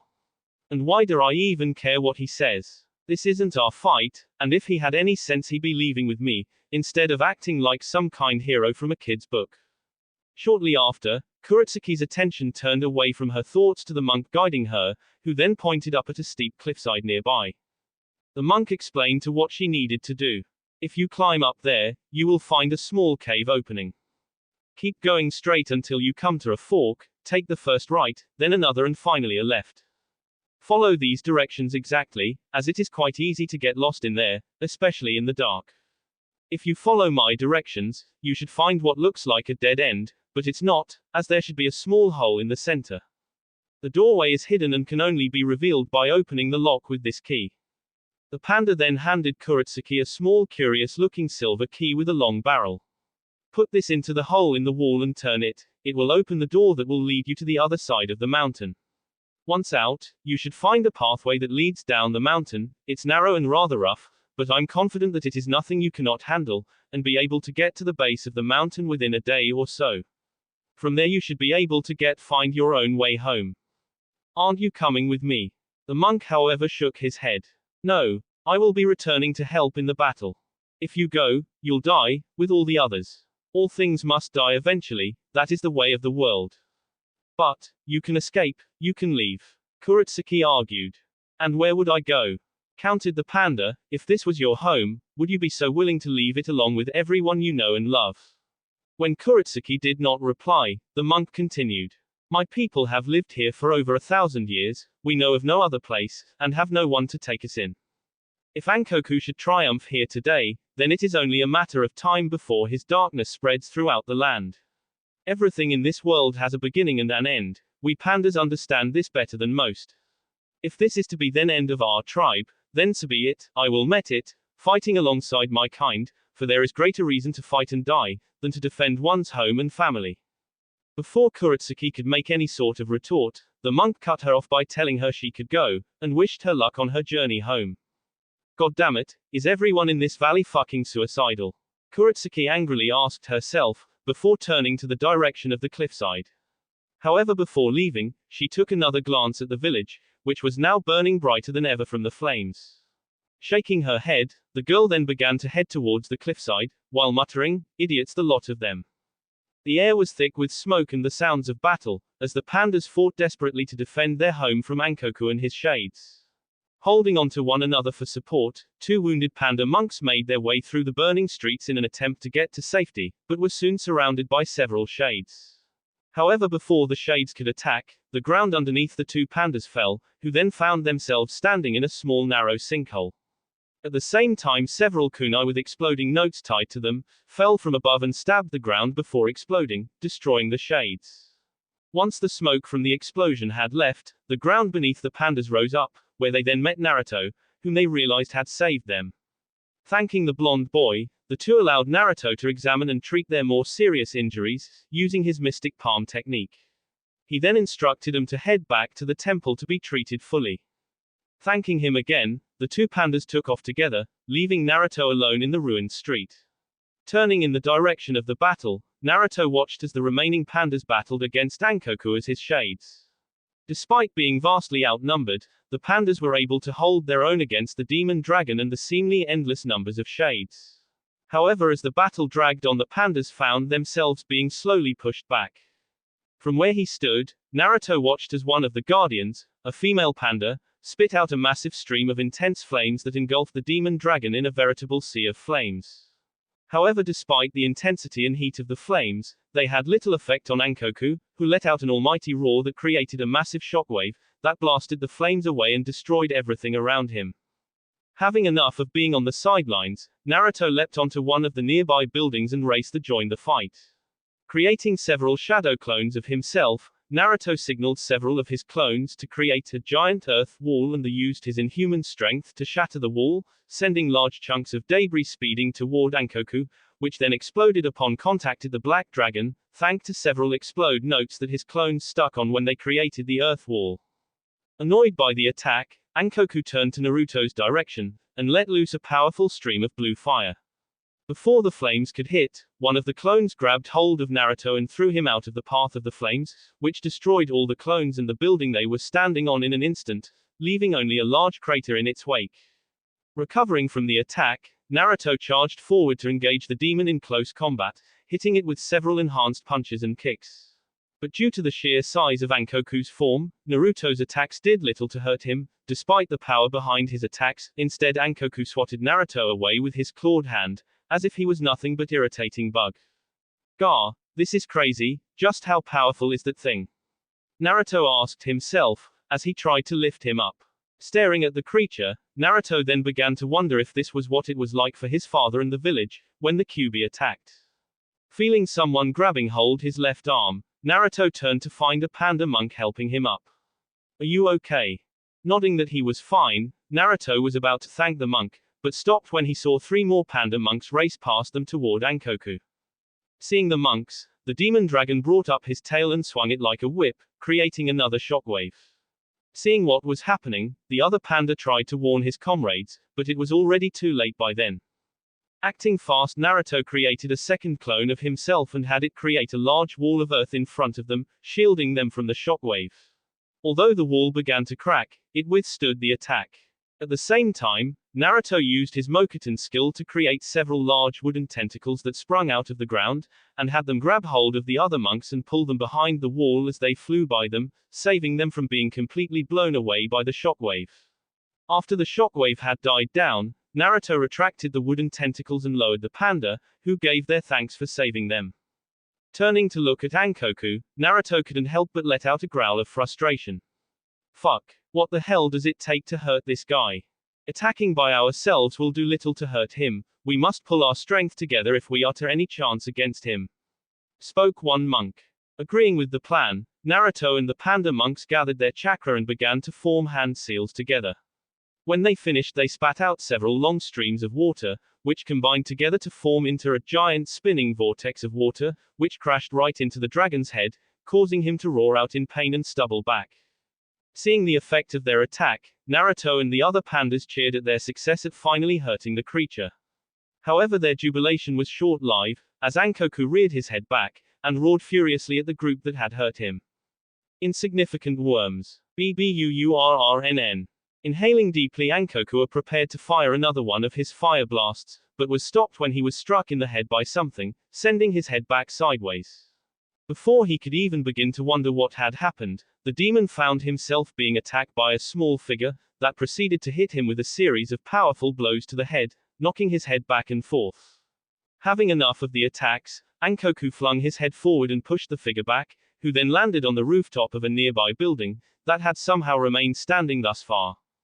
It was then that Ankoku finally recognized Chen as his attacker. Growling furiously at the panda, the demon spat out a massive stream of blue fire that destroyed anything that stood in its path between it and Chen. Raising his bamboo staff up, Chen waited for the flames come closer. Then, to the amazement of everyone watching, he swung his staff downward and cut the stream of fire in two, where it then immediately dissipated. After negating Ankoku's attack, Chen saw Ankoku moving towards him, intending to devour him whole.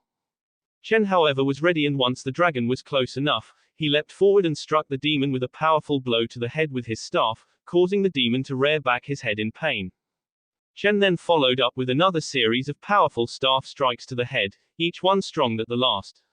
He then leaped up into the air once more, using Zankoku's own head as springboard, and struck him with devastating downward strike, that sent the dragon crashing to the ground. While he landed gracefully onto the same rooftop he had been in before. Moments later, a loud cry erupted throughout the village, as every panda watching, cheered at what Chen had just done. The only person that didn't seem to be cheering was Naruto, who just stood in stun awe. Holy crap, it took all of us combined just to annoy that thing, yet Chen floors him single-handedly. I knew he was strong, but this. Well, it's not surprising if you think about it, answered one of the panda monks, after hearing what Naruto had said. Chen-sama is the leader of the Guardians after all, and only the strongest of them can lead them. In fact, Chen-sama is arguably the strongest fighter in the valley, second only to Xian-sama himself. At hearing this, turned and gawked at Chen. Shit. Rock Princess and me really stood no chance against him, we didn't have a clue. It was then that Naruto noticed that Chen wasn't joining his comrades in their celebration somber look. Realizing what that meant, Naruto could think, oh shit. For at that moment Ankoku began stir and pick himself up, causing the pandas to halt their cheering. Glaring at Chen, Ankoku snarled savagely, his glow-blue eyes were ablaze with rage. He began to open his mouth and prepared to unleash his blue flames, but was stopped by giant rock fist that hit him square in the mouth, sending him crashing out the village. It was then that Naruto finally took notice of the giant rock golem walking through the village. The golem was massive, towering over all the buildings of the village, and seemed to be almost as tall as Ankoku himself. Riding atop the right shed, Naruto could just about make out one of Guardians, a female panda carrying a large Kanabo club on her shoulder. Once again the pandas cheered wildly at another Guardian arriving and beating Ankoku back. Yo Chen, sorry I'm late. As you can imagine, it took a while to form this guy out of the mountain base, the female Guardian shouted up from her golem. No apologizes needed, Shu, in fact your time was perfect, you've succeeded in driving Ankoku out of the village. Chen shouted back. The pandas' conversation however was soon cut short when they saw Ankoku stirring again as he stood up and fired a giant ball of blue fire at them. Acting quickly, Shu had her golem form a single-hand seal, creating a massive stone wall that towered over the village, blocking the flaming ball. However, as soon as the attack had ended, Ankoku burst through the wall with a near-spitting roar, sending debris flying everywhere, forcing Naruto and many others to move to avoid having any fall on top of them. Shu immediately had her golem incept the demon dragon, where a battle from dominance began between the two, each one trying to push the other back. At first it looked like the two were evenly matched, but slowly Shu's golem started to push Ankoku back. Eventually it grabbed hold of him and threw him back out the village, but just as it did, Ankoku brought up his tail and with powerful swing crushing its left side, causing the golem to fall and collapse. Fortunately though, Shu was able to jump off the golem before it fell and landed on the ground safely where she quickly rejoined her brethren. Recovering from being thrown, Ankoku prepared to attack again, only to be stopped by a massive wall of fire which sprung up in front of him out of nowhere. From his position on the outer edge of the village, Naruto watched as the wall of fire surrounded Ankoku and closed in on him from all sides, forming into a massive spinning vortex, trapping Ankoku inside. Not far from where he was, Naruto could see the same female he had saw earlier, controlling the fire vortex, and maintaining it. But despite her best efforts the vortex did not last long as Ankoku unleashed a powerful blast of dark chakra from his body, blowing the flames away.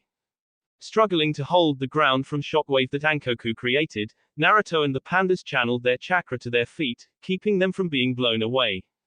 After the shockwave end, Ankoku sent a new wave of shades, which sprung right out of his body and raced straight for the defenders. Seeing this, Naruto and the pandas readied themselves to fight but stopped when Chen reappeared in front of them and began to form several hands seal, then they inhaled deeply and spat out a massive spinning wind drill, that tore through the massive shades like paper and hit the black demon square in the head, with such force that it sent Ankoku flying backwards. At the same time the female fire guardian, spat out a giant flaming ball that equaled the size of Ankoku's head and fired it into the air. The ball then exploded into 1,000 small flaming balls, which rained down on the fallen demon dragon, leveling everything around it in a series of massive explosions. Before the smoke from the explosions could dissipate by itself, a loud roar emanated from the cloud of smoke, blowing it away, revealing Ankoku standing up at full height, unhurt. Oh come on, even after that assault, he's still standing up, shouted Naruto in disbelief, where he then watched Ankoku open his mouth wide. Expecting it to be another powerful fire breath attack, Naruto and the other pandas worked together to create giant earth wall in front of the village. However, instead of blue flames, the demon fired a powerful blast of dark energy which blasted right through the wall and shattered it, destroying much of what was left of the village and sending debris flying everywhere, which would have crushed Naruto and many of the defenders, who were recovering from being caught in the destruction of the wall, had it not been for a large earth dome forming around them, shielding them from harm. When the dome fell, several of the pandas immediately began to thank him for saving them. However, to their surprise, Naruto denied do so, stating that the dome had already sprung before he could even attempt to do the same thing. Before the group could even begin to wonder who had saved them, a wave of shades raced towards the group. But before they could defend themselves, a wall of fire sprung up from the ground right in front of them, destroying most of the shades. The remaining others' shades were then quickly dealt with after being struck by a familiar grey substances that hid in quick succession. Turning to the direction of the attacks, Naruto and the pandas were surprised to find a rather smug-looking Kurotsuki walking towards them. Hey, that dumbstruck look on your faces seemed to suit you perfectly, Senju, you should have it more often. What are you doing here? Saving your sorry ass, by the long of it, replied Kurotsuki as she scanned around area for any further shades. What happened to this not being our fight? Naruto asked, still not fully sure why Kurotsuki came back. At this question frowned slightly. I owed you one, back earlier with the kids, when you saved me from that shade, and I doubt like owing debts, especially to a Konoha-nin. Plus you made a point earlier back at the temple, if this thing takes over the valley, it's only a matter of time before it starts attacking elsewhere. And if it ended up at my village, I'd feel like a real moron for not doing something to stop it here when I had the chance. And as much as I hate to admit it, you and me actually have something in common. What's that? Smirking a little, Kurotsuki replied, I don't like walking away from a fight either. This of course made Naruto and several of the nearby pandas smile and nod their thanks for earlier. Any further conversations between the two teens was however cut short by a sudden explosion of several massive sprouts of water bursting out of the ground like giant geysers. Like giant snakes, the water sprouts turned and struck Ankoku with incredible force, but despite the immense weight and power of the attacks, they did little to harm the demon dragon and simple collapsed to the ground. However, as the attacks ended, the water that made up the water sprouts sprung back up and formed around Ankoku into a giant sphere of water, trapping the black demon inside, preventing him from moving.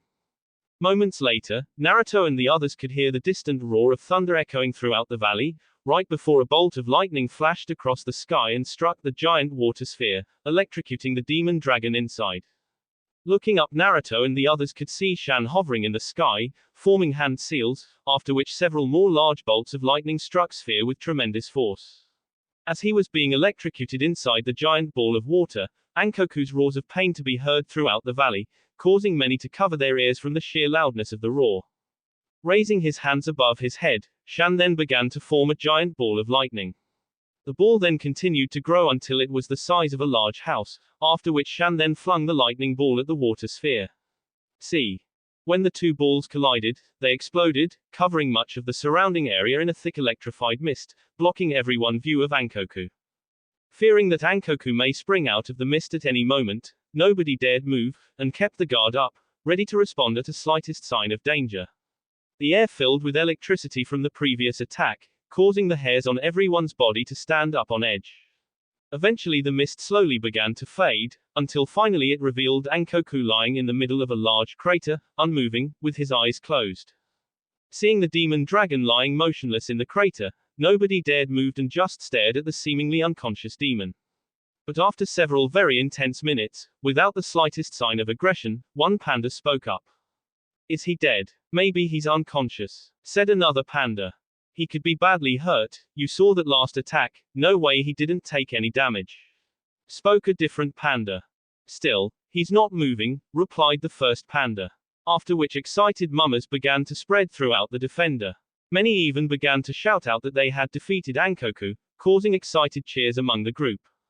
However, not everyone was cheering at their assumed victory over the demon dragon, others like Naruto, Kurotsuki and the five guardians remained wary. Naruto especially was having a strange sense of déjà vu, as the situation reminded him far too much the incident in the Forest of Death, back in the Chunin exam. Like then it seemed as if they had won, but after his battle with Orochimaru, Naruto learned to be wary of any assumed victory over a more powerful enemies. Sensing Naruto's uneasiness, Kurotsuki also remained vigilant, despite the appearance of their victory. As if sensing the others' wariness, Ankoku's eyes suddenly opened, halting the defenders' cheers of victory, and confirming Naruto's and the others' worst fears. Standing up, Ankoku then began to roar up into the sky. At first the defenders thought he was preparing to attack again, and ready to defend themselves. But instead he stayed where he was and continued to roar, as if calling for something. Before anyone could even begin to question the demon's actions, all the remaining shades in the village flew up into the air and began gather above the village form into a massive swarm. Realizing what Ankoku was planning, Chen shouted for all the defenders to evacuate the village. Creating some shadow clones, Naruto ordered them pick up any wounded pandas they found that could not walk and carry them. They were then joined by Kurotsuki and several other pandas, who assisted him in carrying the injured. Before long, the last of the shades joined with the swarm above the village, after which Ankoku then let out one final roar, as if to signal the shades, who then raced down to the ground in like a bolt of lightning. Seeing this, Naruto, who was carrying an unconscious monk, shouted out to Kurotsuki and a few pandas, who were right behind him, to hurry up. Within seconds the swarm of shades crashed right into the center of village, creating a massive shockwave that leveled the village completely, and blasted anyone nearby away, leaving only a mushroom-like cloud of dust and a giant crater in its wake. Soon after the attack, Naruto emerged from underneath a large pile of dirt that fell over him after the blast. Helping the panda he had been carrying up, Naruto began to look around for any other survivors and soon saw others pulling themselves out from underneath the dirt that had covered him. As he looked around, he realized he could not see Kurotsuki, who had been right behind him, just before the shockwave hit them. Handing the injured panda he had been carried to a clone he had created, Naruto began to search for the Iwa Kunoichi, and any other survivors. "Hey Rock Princess, can you hear me?" He repeatedly called out to her several times, but after hearing no reply each time, he started to get worried and then yelled, "Hey Kurotsuki, where are you?" This time he did get a response, in the form of a loud groan, after which a hand sprung out of a nearby mound of dirt. Running over to the mound of dirt, Naruto grabbed hold of the hand and pulled out a barely conscious Kurotsuki, along with an unconscious panda monk whom she had been carrying. "You okay? I feel like just went 10 rounds with dad in a taijutsu spa and my head feels like it's about to split in two from this mountain-size headache I have. But other than that, I'm just peachy," grumbled the girl as she brought her right hand over her head and grimaced in pain. Smiling at her response, Naruto moved over to examine the unconscious panda that she had been carrying, figuring that if Kurotsuki could complain she was in no life-threatening danger. Glancing at her, Naruto said, "So are you glad you stayed?" "Oh yay, I just loved getting nearly killed by an overgrown demonic lizard," she replied sarcastically. "And if I do somehow survive this mess and get back home, I'm going to get my head examined, since I was clearly out of my mind from even coming back here. Or maybe, there is a soft spot deep inside that heart of stone of yours.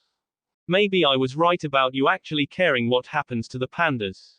I told you before I'm a pretty good judge of character, which was why I confronted you at the temple. I'd hoped that my words would sink in and help you get over your stubbornness, guess it worked." Smirking, Naruto went back to examining the injured panda, missing the rather irritated look on Kurotsuki's face, whom seemed to be seriously contemplating the idea of killing Naruto, but eventually decided not to, for now at least.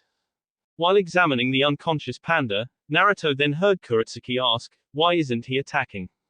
Looking in the direction that the Iwa Kunoichi was staring at, Naruto could see that Ankoku, who was standing on the opposite far end of the crater, had yet to make any move against them. "I don't know, I guess maybe taking all those attacks did some damage after all. He might not be able to attack yet. Which is why we should all return to the temple as soon as possible, before he regains his strength," said a familiar voice. Turning, the two then saw a very worn-out-looking Chen slowly walking towards them, while holding an injured arm. "Chen, you're okay," Naruto called out with a look of relief, at seeing the leader of the Guardians. "Just about," replied the panda monk with a tired-looking smile. He then saw Naruto staring at his arm, but raised his uninjured arm to stop Naruto from going to him, stating that he was fine. "I'm glad to see that you are all right, both of you," at which point Chen turned Kurotsuki. "Although I'll admit, I am surprised to see you here, Kurotsuchi-san, given how last I heard you were making your way back to your own village. I figured that you guys wouldn't be able to do much without my help, plus I couldn't very well let you lot and Senju here take all the glory," replied the girl with a small smirk. "And we are grateful for your assistance," chuckled Wind Guardian. "One the monks you saved early told me of what you did, and for that I thank you." Waving away Chen thanks, Kurotsuki then asked, "If he's wounded, wouldn't now be the best time to attack? I mean those last few attacks you made were pretty impressive and clearly did a lot of damage. If we could we would, however, after that last attack, many of us are too wounded to fight and those of us who are still capable of fighting are exhausted from using so much natural energy to make any kind of an effective counter-attack. After hearing this, large frown formed on Naruto's face. He had of course already figured that Chen and the other guardians were using Sage Chakra as they battled with Ankoku. It was the only explanation for the sheer massive scale of their jutsu. He of course knew the dangerous of natural energy and the Sage mode from Jiraiya. After seeing him use it at the Battle of Konoha, Naruto had questioned his godfather about it, both the strength and weaknesses of it, where he learned that after using up all the Sage Chakra the user would be left severely drained and exhausted. He also remembered what Chen had told him after he first arrived in the village, about how the pandas could collect and store natural energy more easily than most and use it more freely at the same time. However, it also meant that the after effects were made worse for the pandas. In addition, they also ran the risk going berserk, should they use too much natural energy, or use it for too long, thus losing their minds. Naruto's thoughts on pandas' use of natural energy, however, were soon broken when he heard Kurotsuki ask, was everyone able to escape the attack? Most were, though some were not so fortunate, Chen replied somberly, remembering the friends he just had lost. But now is not the time to grieve, we must first help the injured and those unable to move back to the temple, while there is still time, can you both move? When the two nodded, Chen then directed them to those who needed help being brought back to the temple. Upon arriving, Naruto set off the work, helping Lin and attendants treat the wounded and the exhausted. While tending to the wounded, Naruto noticed Lin use a strange technique involving unusual hand movements. She then held out the palm of her hand, causing it to glow and for energy to emanate from it and into the panda she was treating. This was not the first time Naruto had seen this technique, as he had seen it before back when he was first arrived at the temple, where he saw a panda monk use the same technique to bring a dying bush back to life. At first he had thought it was a Mokuton jutsu, but quickly realized it wasn't. When Naruto asked Lin about the technique she used, she explained that the technique was called the Shizenryo no Jutsu, the natural flow technique. It was a special technique that pandas had created, that only they or a true master of senjutsu could use. By using their mastery and control over natural energy, they could manipulate it and use it to accelerate healing, capable of bringing a person back from the brink of death and allow for immediate recovery from chakra exhaustion. The technique also had the benefit of enhancing a person's power, depending on the amount of people that send their energy to that person. Before Naruto could question her further on the technique, he was called over by Kurotsuki, who informed him that Chen wanted to speak to them on his battle plan. Not long after, a familiar roar was heard throughout the valley, signaling that the demon Ankoku recovered his strength. Rallying the remaining guardians and defenders, Chen positioned them in front of the temple, acting as a last line of defense, while sending those who could not fight down to the catacombs with the non-combatants. He and the other guardians then stood several feet in front of the defenders, who waited for Chen to give the signal. Before long, Ankoku appeared before the temple and wasted no time in attacking by breathing out a massive stream of blue fire. Now! Shouted Chen. Working together, Kurotsuki, Naruto and several other pandas created a giant wall of earth right underneath Chen and the guardians, protecting both the defenders and the temple from the flames. At the same time, Chen and the other guardians activated their sage modes and leapt off the earth wall and attacked, striking the demon dragon with several powerful blows that were enhanced with Sage Chakra, causing Ankoku to stumble back. When Naruto and the other retracted the earth wall, Shan struck Ankoku with a powerful lightning attack that both blinded and temporarily stunned the demon, allowing Naruto and the defenders to fall into position without Ankoku noticing. As soon as they were in position, Kurotsuki and several other panda monks used an earth technique to create a massive sinkhole right underneath Ankoku, causing the giant demon to fall right into it. After the dragon had fallen into the sinkhole, Naruto then joined Kurotsuki, who then used her Sekaigyo no Jutsu, quicklime congealing technique, in conjunction with Naruto's Suden no Jutsu, water bomb technique, to increase the area covered by the quicklime, allowing it to cover the entire floor of the hole and harden. Although the quicklime was barely able to cover the demon's massive feet, it was still enough to limit his movement even further. With Ankoku now unable to move, Chen gave the signal for the guardians and the other remaining pandas to attack, where they all fired their own respected jutsu down at the demon at once, intending on stopping the demon with one massive combination attack. Looking up, Ankoku snarled angrily at the approaching barrage of attacks, "You filthy pandas think you can defeat me with this? You underestimate my power." Opening his massive jaws again, a giant ball of dark energy formed in his mouth. Right before the attacks could hit, Ankoku fired the blast right up into the air, destroying all the attack in one single go and sending a shockwave that blasted everyone near the edge of the sinkhole away, scattering them all over the battlefield. Struggling to pick themselves up, Naruto and the others watched in horror as Ankoku pulled himself free and out of the sinkhole. Can anything stop that monster? Naruto mentally shouted to himself. After freeing himself from the hole, Ankoku began to make his way towards the temple, recovering before everyone else. Two of the guardians attempted to stop the demon dragon by placing themselves in between the demon and the temple. But before they could initiate any sort of attack, Ankoku sent them flying with a powerful flick of his massive tail. NNNOOWW, I will reclaim what was stolen from me, snarled Ankoku, as he opened his mouth once more, forming another dark ball of energy, which started to grow in size. He's going to destroy the temple, shouted Kuretsuki. Don't let him fire, Chen roared, rallying all those who could still fight. However, before any of those who still had the strength to fight could attack, a small wave of shades rose from Ankoku's body. Though their numbers were much smaller than the previous hosts, there was still enough to keep the defenders busy and keep them from attacking Ankoku, as he gathered more and more dark energy until the energy ball was almost as big as him. Watching Ankoku preparing to fire, Naruto struggled to fight his way through the wave of shades, trying to get close enough to attack. Shit. If he fires that, he'll destroy not only the temple, but everyone hiding in the catacombs as well. Damn it, these things are persisted. Kuretsuki shouted from behind Naruto, as she blocked a claw strike from a shade with a kunai. The creature was then destroyed, a bow staff strike from Chen, whom Kuretsuki thanked with a single nod. Any reply from the Guardian leader, however, was stopped when watched to his horror, and the horror of everyone else, as Ankoku fired his energy ball at the temple. In that moment, time seemed to move in slow motion as everyone there could only watch as the massive ball of dark chakra moved closer and closer towards the temple with the intent of destroying it and their families. Enter Blue Exorcist OST Kekai. As the energy ball neared the temple, Temple Head Xian appeared on top of the main temple gate, chanting some sort of prayer while forming an unknown set of hand seals. Just as the dark ball was about to hit, Xian clapped his two paw hands together, causing 5 giant pillars of energy to burst out of the ground around the temple, forming a massive purple barrier. When then energy ball hit, it did not explode on contact with the wall of energy, but tried to force its way through. The barrier began to bend but did not break.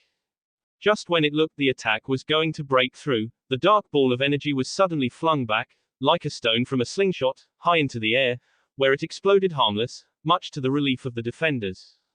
As the explosion in the sky slowly died down, Kuretsuki glanced at the barrier that now surrounded the temple. What sort of barrier is that?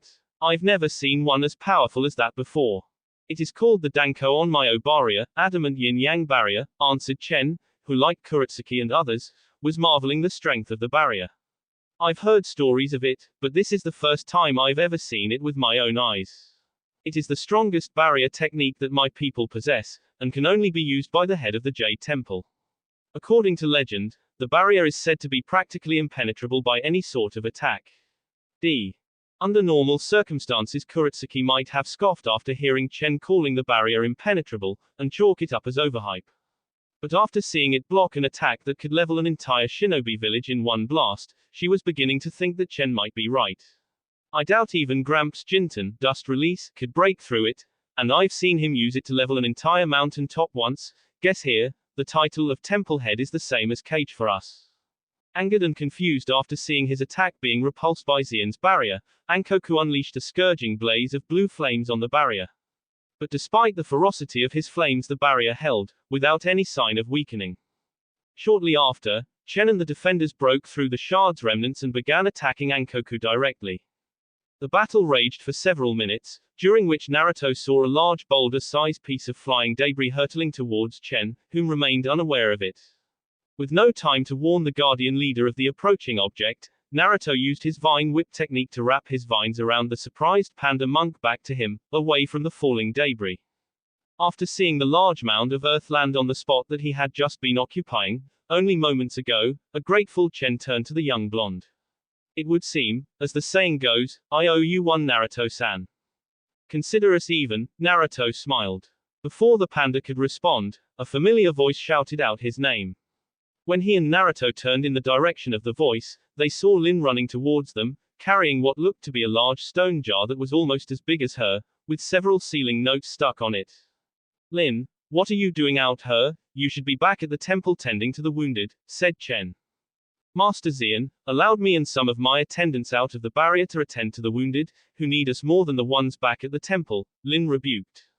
He also set me here to give you this. She then placed the stone jar on the ground in front of Naruto and Chen. The sealing jar. Then it is ready. Yes. Master Xian was able to finish the ritual for the sealing jar just before Ankoku tried to destroy the temple. But he obviously cannot seal Ankoku, while also maintaining the barrier, and if he brings the barrier down then the temple will become vulnerable to Ankoku. Chen, you're the only one, other than Master Xian, who knows the sealing technique. Nodding, Chen then replied, very well, if I'm to do the sealing, I need time prepare and inform the other guardians and get everyone into position. I'll need everyone's help if we're to successes. I've already set some of my attendants to inform the other guardians. They will make sure that everyone is in position. Nodding again, Chen then brought his hands together and started gathering more natural energy for the sealing technique. While he was doing that, the remaining guardians and pandas fell back and surrounded the demon. Seeing this, Ankoku immediately became suspicious of their actions. What are those filthy pandas up to this time? It was only when he saw Chen gathering natural energy with the sealing jar next to him that he realized what they were up to. No, they're planning to seal me up again, he mentally realized before turning to Chen's direction and shouting, I won't let you. However, before he could reach the guardian leader, several massive earth pillars appeared out of the ground around Ankoku, pinning him between them. Following the earth pillars, a surge of lightning was sent right into his body, courtesy of Shan, who continued to send more and more lightning from his hands, keeping Ankoku from moving. At the same time, Kuretsuki assisted in the attack. My fire several large blobs of quicklime at Ankoku's feet, where the water guardian added his water to spread the quickly further around Ankoku's feet, while the fire guardian added her fire to harden more quickly. A number of other pandas added their support by summoning several long metal chains with sealing tags stuck on them and wrapped them around the demon's leg and other parts of his body, holding him in place. While the rest grabbed hold of the end of the chains to help keep Ankoku from moving. Naruto also lent his support by using his Mokuton, creating several wooden tentacles that sprung out of the ground and wrapped themselves around Ankoku's two front legs. After gathering enough natural energy, Chen then opened his eyes and began forming hand seals. When he finished, chakra began to surround him, becoming so strong that it was visible to the naked eye. A strong wind then began to blow around him, causing Naruto's coat to pick up and begin flapping. Knowing what was coming, Ankoku struggled even harder to break, but it was no use as the defenders would not let him go. The next thing Ankoku saw was Chen bringing both his hands forward and shouting, Akuma Shirua, demon sealing wave. After which a giant green whirlwind of energy erupted from Chen's hands, and enveloped Ankoku. Unbelievable, thought Naruto, as watched Chen's attack swallow Ankoku up whole, while struggling to keep himself from being blown away by the wind created from the attack. The attack then formed into a massive swirling vortex of energy, sucking up anything nearby. Trapped inside, Ankoku's physical form was shredded into pieces, losing all solidify inside the vortex, leaving only his fluid chakra form, preventing himself from escaping. With the preparations ready, Chen signaled to Lin to open the jar. He then formed one final hand seals, causing the vortex to bend and be sucked into the jar. But just before the sealing technique could be finished, the last of Ankoku's shades, which had remained hidden till this point, appeared from the ground. Sensing the creature, Lin turned to its direct threw several senbon needles at it, but the shade easily avoided the needles using its phasing ability. Realizing what the creature was doing, Lin attempted place herself in between it and the sealing jar. However, the shade moved too quickly to intercept in time and struck the jar with its clawed hand, causing a large crack. The crack then grew bigger, and before Chen could stop the sealing, it shattered from the stress of the sealing, causing a giant explosion that destroyed the shade and blasted the two pandas away. End Blue Exorcist OST Kekai. Fortunately though for the two, they were caught by Kuretsuki and Naruto as they flew through the air, with Naruto catching Chen and Kuretsuki catching Lin. Naruto, grunted Chen in surprise, as they landed back on the ground. Yay, it's me, you okay? Well enough, the panda replied rather grumpily before looking around worriedly. Lin, where is she? She's here, Kuretsuki called out, not far from where Chen and Naruto were, holding an unconscious Lin. She's okay, But it looks like the blast knocked her out, she won't be waking up for a while. Hearing this, Chen let out a small sigh of relief, after which he slowly began to pick himself up, with Naruto helping him. Soon after, the four were joined by the remaining other guardians and defending pandas, who raced over to them after explosion. Brother, are you unhurt? Shan called out, who was one of the first of the pandas to arrive. I will survive, but the ceiling failed. How? What happened? Asked the water guardian. One of Ankoku's shades appeared. Lin tried to stop it, but not before it cracked the ceiling jar, causing it to shatter, just as I was sealing Ankoku inside, resulting in the explosion. Then we must fall back to temple, before Ankoku solidify himself once again, spoke Shan as he moved to take Chen from Naruto. However, before he could do this, a large shockwave erupted from the blast radius, blowing away the surrounding dust cloud, revealing Ankoku fully formed and ready. Boo-ha-ha-ha-ha, worthless filth. Did you really think that you could seal me away again? I have waited over 1,000 years for my vengeance, and I will not rest until I stand over burnt corpses and reclaiming what you stole. Ankoku, said a young panda monk. Impossible, how could he have solidified himself so quickly? Shouted another. Hold up, shouted Kuretsuki, gaining everyone's attention, doesn't he look a lot smaller this time? Upon closer inspection of the demon dragon, the group was surprised to find that Kuretsuki was indeed correct. Ankoku, though still quite large, had indeed become smaller, where once the black demonic dragon had been the size of a small mountain, he had now shrunken to less than third of his original size. Judging from where he stood, Naruto estimated that Ankoku was now no bigger than the Hokage's mansion. It would seem that the ceiling was able to drain a significant portion of Ankoku's energy before it was interrupted, Chen theorized. Then we need to retreat to the temple, while he tries to regain his energy, replied Shan. Wait, shouted Naruto. I think we should attack. Don't be foolish, most of us here barely have the strength left to fight. Rebutted Shen. Attacking him now would only lead to more pointless deaths. We should return to the temple. Once we're behind the barrier we can recoup our strength and plan our next attack. But Naruto only shook his head at this. By that time it will already be too late. At this point Kuretsuki then joined the argument. Senju is right, that thing is now weaker than it has ever been. We need attack while there's still time. They're right, this may be our last chance to stop Ankoku, said the Earth Guardian Shu, who also joined the argument. And how exactly do you expect us to defeat him? Master Xian is maintaining the barrier and my brother is too weak to perform the sealing. We're also without the jar to seal Ankoku into. By using my Mokuton power, there is a technique my ancestor the Shodai Hokage used to forcibly suppress a Biju's chakra. Like the Ankoku is living form of chakra, meaning the technique can be used against him as well. Upon hearing this many of the remaining pandas became hopefully, however Shan remained skeptical of the idea, not believing that Naruto could pull it off. Even if you could do what you claim, you don't have the power, you're just as exhausted as the rest of us. Shan then pointed at Naruto's state, who was covered in dirt, bruises and cuts, with much of his clothes in tatters. Even in his weakened state Ankoku is still far more powerful than any of us. Not if we all work together. Lin-san told me of a technique you use called the Shizenryo no Jutsu where you gather natural energy and use it to heal people and even plants at an accelerated rate.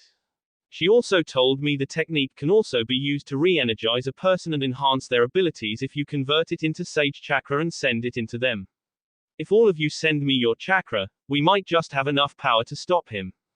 Impossible, shouted Shen. Even if we sent you the energy, you don't have the training or skill needed to control the natural energy, let alone turn it into sage chakra and control it. What would happen if tried absorbing this natural energy? Kuretsuki asked, given how this was the first time he had ever heard of this type of chakra before. Without the right training, he would turn into a tree. Answered the Earth Guardian, surprising Kuretsuki. 6. Not if I act as a conduit for him, spoke up Chen. When you send the natural energy I would absorb it and convert it into sage chakra, then send it into Naruto-san and help him control when it is inside his body. Brother, that insanity. Even if you were able to do all that without being overwhelmed by the natural energy we send you, you wouldn't able to maintain the necessary concentration for it for long, Shen argued, you could both end up being killed. It's worth the risk. Naruto-san is right, it is our all chance. And what of Ankoku? Said the Fire Guardian. It won't take him long to realize what we're doing, And we will not be able to defend yourself when using the natural flow technique, we'd be completely helpless. Leave the overgrown lizard to me, I'll keep busy, answered Kuretsuki. You actually think keep him occupied long enough? Naruto asked. I'm pretty good at pissing people off, just ask my Gramps, I piss him off on a daily basis. Chuckling at this, Naruto replied.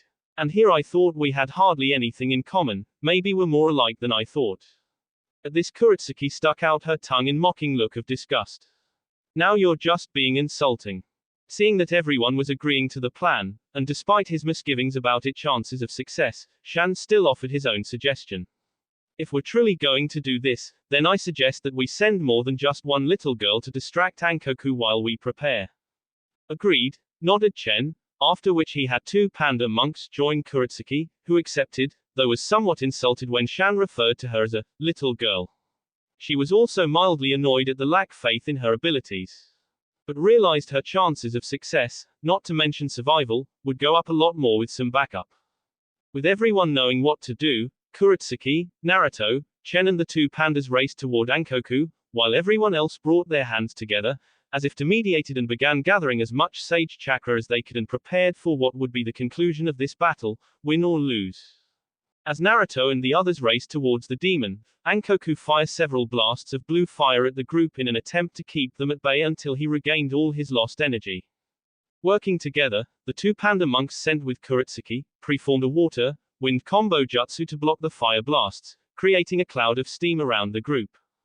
Using the steam as cover, Naruto created two wood clones of himself and had them flank the demon dragon on both sides and wait for his signal. At the same time, Kuretsuki and the two panda monks attacked the demon. The first monk used his remaining sage chakra to spit out a giant stream of water from his mouth. Kuretsuki then supported this by unleashing a large stream of fire from her own mouth, superheating the water to the point that it was boiling, and burned the black dragon, causing him to howl in rage and pain. When the attack final died down, the second monk maneuvered himself underneath the dragon and used a powerful wind-cutting technique to make several deep cuts in his underbelly. However, as he made his way out from underneath the black demon, he did not see Ankoku's tail until it was too late. The tail swung with such force and speed, that it sliced the panda clean in two, severing his lower body from his upper body.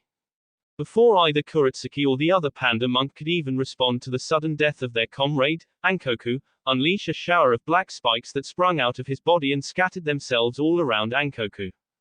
Acting quickly, Kuretsuki raised a half-earth dome around herself, shielding her from the spikes.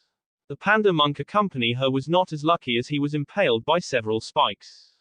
Turning his head towards Kuretsuki, who was looking at him through an opening she had made in the dome, Ankoku opened his mouth and began gathering dark chakra, with the intent of eliminating the Iwa Kunoiki once and for all. But before he could finish gathering energy, several dozen large wooden tentacles sprung out of the ground around him. Surprised by this, Ankoku halted his attack and glanced around his surroundings and noticed the two Naruto clones, whom Naruto had set out earlier to flank him, controlling the wooden tentacles.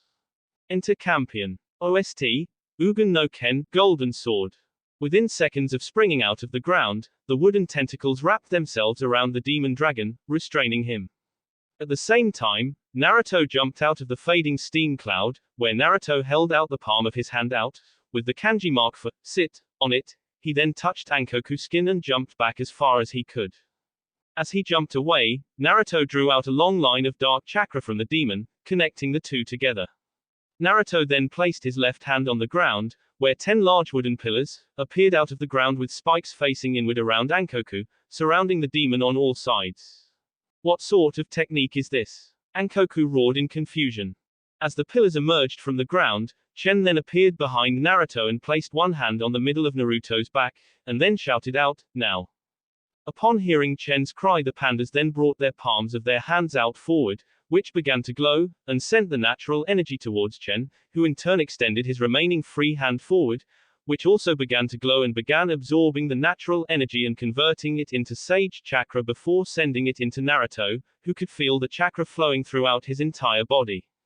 Is this sage chakra? Naruto thought in wonderment as his whole body felt as light as a feather, and could sense everyone around him, like some sort of sixth sense.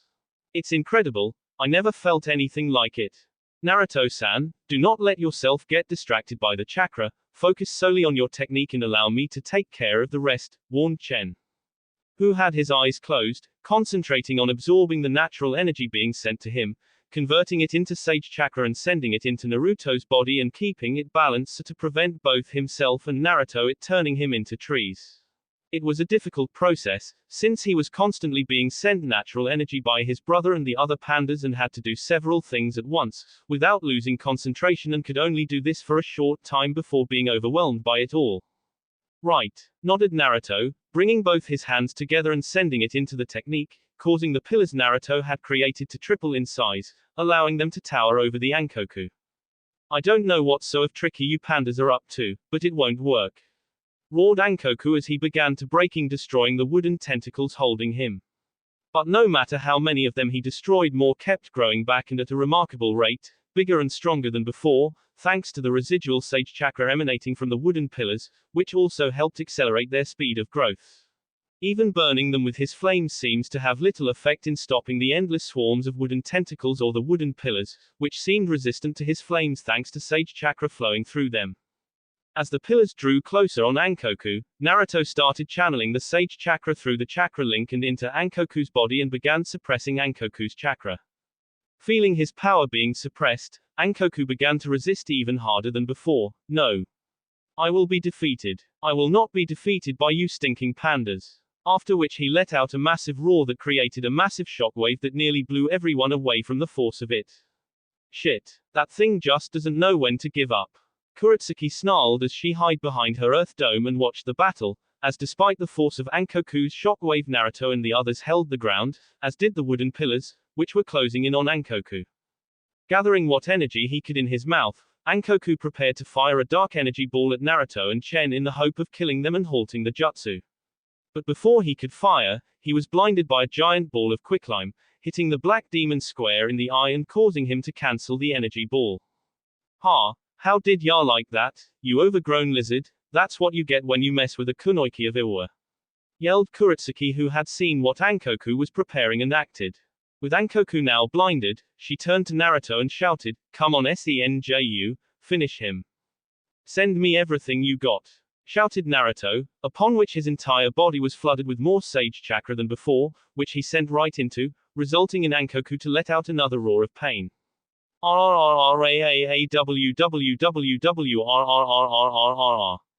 You refinished, yelled Naruto, at which point the Shodai Hokage's necklace sprung to life, as if responding to his determination on defeating Ankoku, saving both the pandas and the valley, allowing for even more chakra to flow into Naruto's body. Sensing this, Chen momentarily lost concentration, at the sudden new burst of new chakra. That gem, could it be? Naruto however remained oblivious to it and continued to send all the Sage Chakra he had been given through the link into Ankoku, who was growing weaker and weaker by the second. At the same time the wooden pillars around Ankoku began to close in on him. No, no, not again, not again, howled the demon dragon in rage and fear as he felt himself lose consciousness and could not move as the wooden tentacles had now enveloped his entire body. Ankoku then continued to roar out that he would have his revenge and would not allow himself be defeated. But even that ended when Naruto's wooden pillar closed in on top of him, encasing him in between them and the wooden tentacles, causing him to fall into a deep slumber. End Campion. OST, Ugen no Ken, Golden Sword. Sensing that Ankoku had finally lost consciousness, a now exhausted Naruto severed the chakra link to the demon and turned to Chen, who was just as exhausted and worn as Naruto as he fell to his knees, breathing heavily. Pa, look like, Pa, we did, Pa, it, Chen. That, Pa, we did, Pa, Naruto-san, Chen replied with tired smile. Yo, Senju, Chen. Over here. Quote. Turning to the direction of the voice calling out to them, both Naruto and Chen were pleased to see Kuretsuki, alive and relatively unharmed, running towards them, waving to them. Not bad you two, not bad at all. Smiling at the approaching girl, Naruto opened his mouth to say something, but stopped when his vision suddenly went black and he lost all consciousness, causing him fall forward. Fortunately though, the Iwa Kunoiki was able to catch him, but stumbled slightly from the new dead weight in her arms. Concerned by his sudden loss of consciousness, Kuretsuki called out to the blonde, "Hey, Naruto, wake up, come wake up you moron," Wake up, this isn't funny. Seeing this, Chen ordered Kurokahui to lay Naruto on the ground, on his back. As she did this, she could see that Naruto had turned a great deal paler. Shortly after, they were then joined by Shan and the remaining other pandas, who raced over to them after seeing Ankoku being defeated. Lin, who had woken just in time to see Ankoku being defeated, moved over to Naruto and used the Mystic Hand technique to heal him. After a few tense minutes, the color to Naruto's face returned, after which Lin smiled and nodded, stated that Naruto would be fine, causing everyone around to let out a sigh of relief. What happened to him? A burly panda guard, dressed in ruined armor, asked. He's just exhausted. The strain of having all that sage chakra flowing through his body took its toll him. What he needs is rest. And rest he will, he has certainly earned it, spoke Xian, who made his way over to the large group, accompanied by 2 more panda guards. Upon seeing the temple head, Chen slowly stood up. Master, the temple is Everian. Everyone is fine, Chen, thanks to all of you. Upon hearing this, Chen's legs gave out from relief at knowing that his family and everyone was fine. Luckily though, his brother Chen caught him and held him up. We cannot take all the credit, most of it should due to Naruto-san. It was thanks to his ability that we defeated Ankoku, replied Chen, where he then discreetly pointed at the Shodai's necklace around Naruto's neck, so not to draw everyone else's attention. Seeing the necklace, the temple head's right eyebrow rose slightly before smiling and nodding. Some of the credit should also go to the girl of there, said Shan, who then pointed to Kuretsuki's free hand. When you and Naruto-san tried to subdue Ankoku, he tried to eliminate you both with one of his energy balls, but was stopped by that girl, saving you both. Caught by surprise by what Shan had said, Kuretsuki was for once in her life at a loss for words, having not expected the grumpy and stern lightning guardian to praise her in such a manner. I was wrong about you both, and I apologize for my words. Neither you nor Naruto-san had any obligation to stay and fight. But you did, and if it were not for your help we would have all be destroyed, thank you, at which point Shan bowed his head. Kuretsuki, who sifted uncomfortable and being praised by Shan and the grateful looks by everyone was to her. Normally she enjoyed receiving praise from people, but this time, she didn't feel like she deserved it. Given how she had indeed nearly left them all to die and it was only because of what Naruto had said that convinced her to stay. Plus she had mainly only distracted Ankoku. Naruto and his Mokuton ability was what had stopped the demon. I didn't do all that much, we all did it together, mumbled the Iwakunoiki, as she looked away from everyone, feeling uncomfortable from their stares. Kuretsuki-san is indeed correct, nodded Xian smiling. This victory does not belong to just a few, but to everyone here. By working together, you were all able to not only save our home, but also defeat a great and powerful enemy. It was that moment, when Master said this, that the dark storm clouds, which had appeared when Ankoku awoken and covered the sky, now began to part, allowing the sun to shine through, filling the valley with light.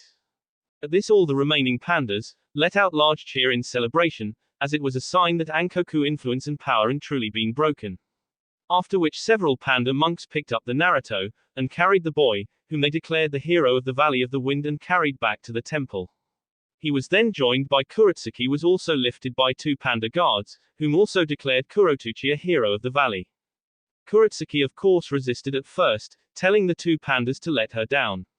But seeing how they ignored her complaints, she decided to drop it and enjoy the moment while it lasted, as she was too tired to argue. As the victorious defenders made their way to the temple, Xian, Shan and Chen, whom was still being carried by Shen, made up the rear of the group, taking their time in walking back to the temple. Once we get back to the temple, we should prepare a new sealing jar to reseal Ankoku, stated the tired Chen. Agreed, though you and the other guardians should rest, Chen, you have all more than earned it. I will be able to make the new jar myself, and I will have a few young monks help me with the sealing. After which I will endeavor to find a new and more secure place to place Ankoku away, ensuring that this does not happen again. Both Shen and Chen nodded to this. After minutes of silence walking, Shen was the next of the 3 to speak. It would seem that you and Master were right about the boy, brother, he truly must be Avalokitesvara. Indeed, though I think we may have underestimated Naruto-san's gift and ability. In what way? Asked Xian curiously, wondering if Chen had seen something in the battle that he didn't. I believe that Naruto-san's true gift and ability is not his Mokuton, or even the Kyuubi which resides within him, but in his ability to rally people around him and turn them into allies, whether they be friend, stranger, or even enemy. I saw a glimpse of that ability at the beginning of the battle, where Ankoku words threatened to dishearten everyone there, turning their fear in against them. But Naruto stood up him, giving those around hope and prevented Ankoku's words from turning their fear into despair. He also turned Kuretsuki-san, a known enemy from a rival village, into an ally, who even saved his life, and helped in the defeat of Ankoku. He was also the one who got us to work together to defeat Ankoku. I believe it will be his ability to rally people around him and unite them, which will help decide the fate of the Great War to come. Quote. Zian in deep thought. An interesting thought, Chen, you might just be right. Hashimura himself had certain effect as well, in gathering allies and followers around him, though not quite at the same level as you describe with Naruto-san. We'll have to monitor Naruto-san more closely from now on, to see if you are indeed correct. Nodding again, the two brothers then continued on back to the temple to join the celebrations. 2 days later. Any luck, Shikamaru? Choji asked his friend, having just returned from his latest search of Naruto. Unfortunately, his hope in his friend having better luck in finding Naruto was met with disappointment as the young Nara shook his head, stating that his search was just as fruitless. They had now entered their 7th day in their search for Naruto, with still no sign of him. Having spent the last 6 days following the river, searching for Naruto, the group came across an empty pill bottle with the Konoha symbol stabbed on the bottom along with some torn bandage wrappers, near the river shore. Immediately the group concluded that after pulling himself out of the river, Naruto had rested and treated himself there, before moving on. Fortunately for the group, they had Kurimaru, who was a natural tracker like all the dogs of the Inuzuka clan, and followed Naruto's scent into the nearby forest and up a large steep hill, where they found an old ruined monastery. After entering the monastery grounds, the group decided to split and search monastery, and would signal one another should they find anything. Shortly after Shikamaru's return, their sensei Asuma arrived, looking just as disappointed as they were. However, their demeanor quickly changed when they heard a loud whistle-like screech coming from the direction that Ino had gone. Upon hearing the cry, Choji immediately, "That's the signal." To which Shikamaru replied, "Looks like Ino found something." Nodding, Asuma then signaled his 2 students to follow him to where Ino had gone. When they arrived, they found the young Yamanaka heiress and Kurimaru standing in the middle of a ruined garden. Ino had improved a bit since the incident at the camp. She no longer had bags under her eyes and had a bit more color in face, having finally gotten a full night's sleep and eaten something, though Asuma practically had to force-feed her after she woke. However, despite the improvement, the girl still looked fairly haggard and depressed, and was clearly blaming herself for what happened to Naruto. It got so bad that Asuma even had to order her to take better care of herself, and told that he would not allow her to help in the search unless she got at least 6 hours sleep and ate properly. Kurimaru of course continued to try and comfort the young girl as best he could and stayed close by her at all times, which helped a little. At first glance, one would suspect that the garden had simply fallen into disrepair over time. However, this was not so, as some of it was fairly recent given the damage done to the ground, along with the nearby wall and statues.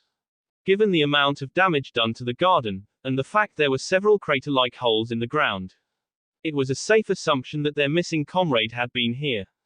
After all, they had seen the aftermath of him using his monster-like strength enough times to know it when they saw it.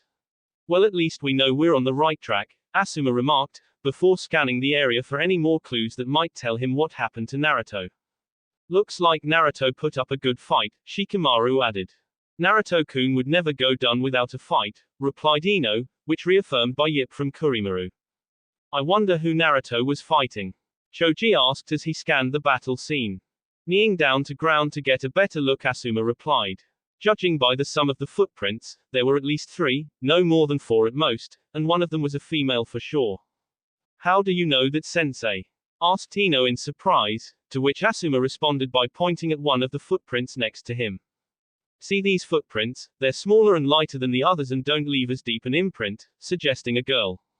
It must have been that Iwa Kunoiki that Naruto-kun was fighting with at the bridge. She did fall down with him, answered Ino. Sniffing the footprint, Kurimaru let out a low growl, which confirmed their suspicions. Looks like Kurimaru agrees with you, Asuma remarked. But who's the other person that Naruto was fighting? Was it another Iwa shinobi? Choji asked out loud. I doubt it, answered Asuma, shaking his head.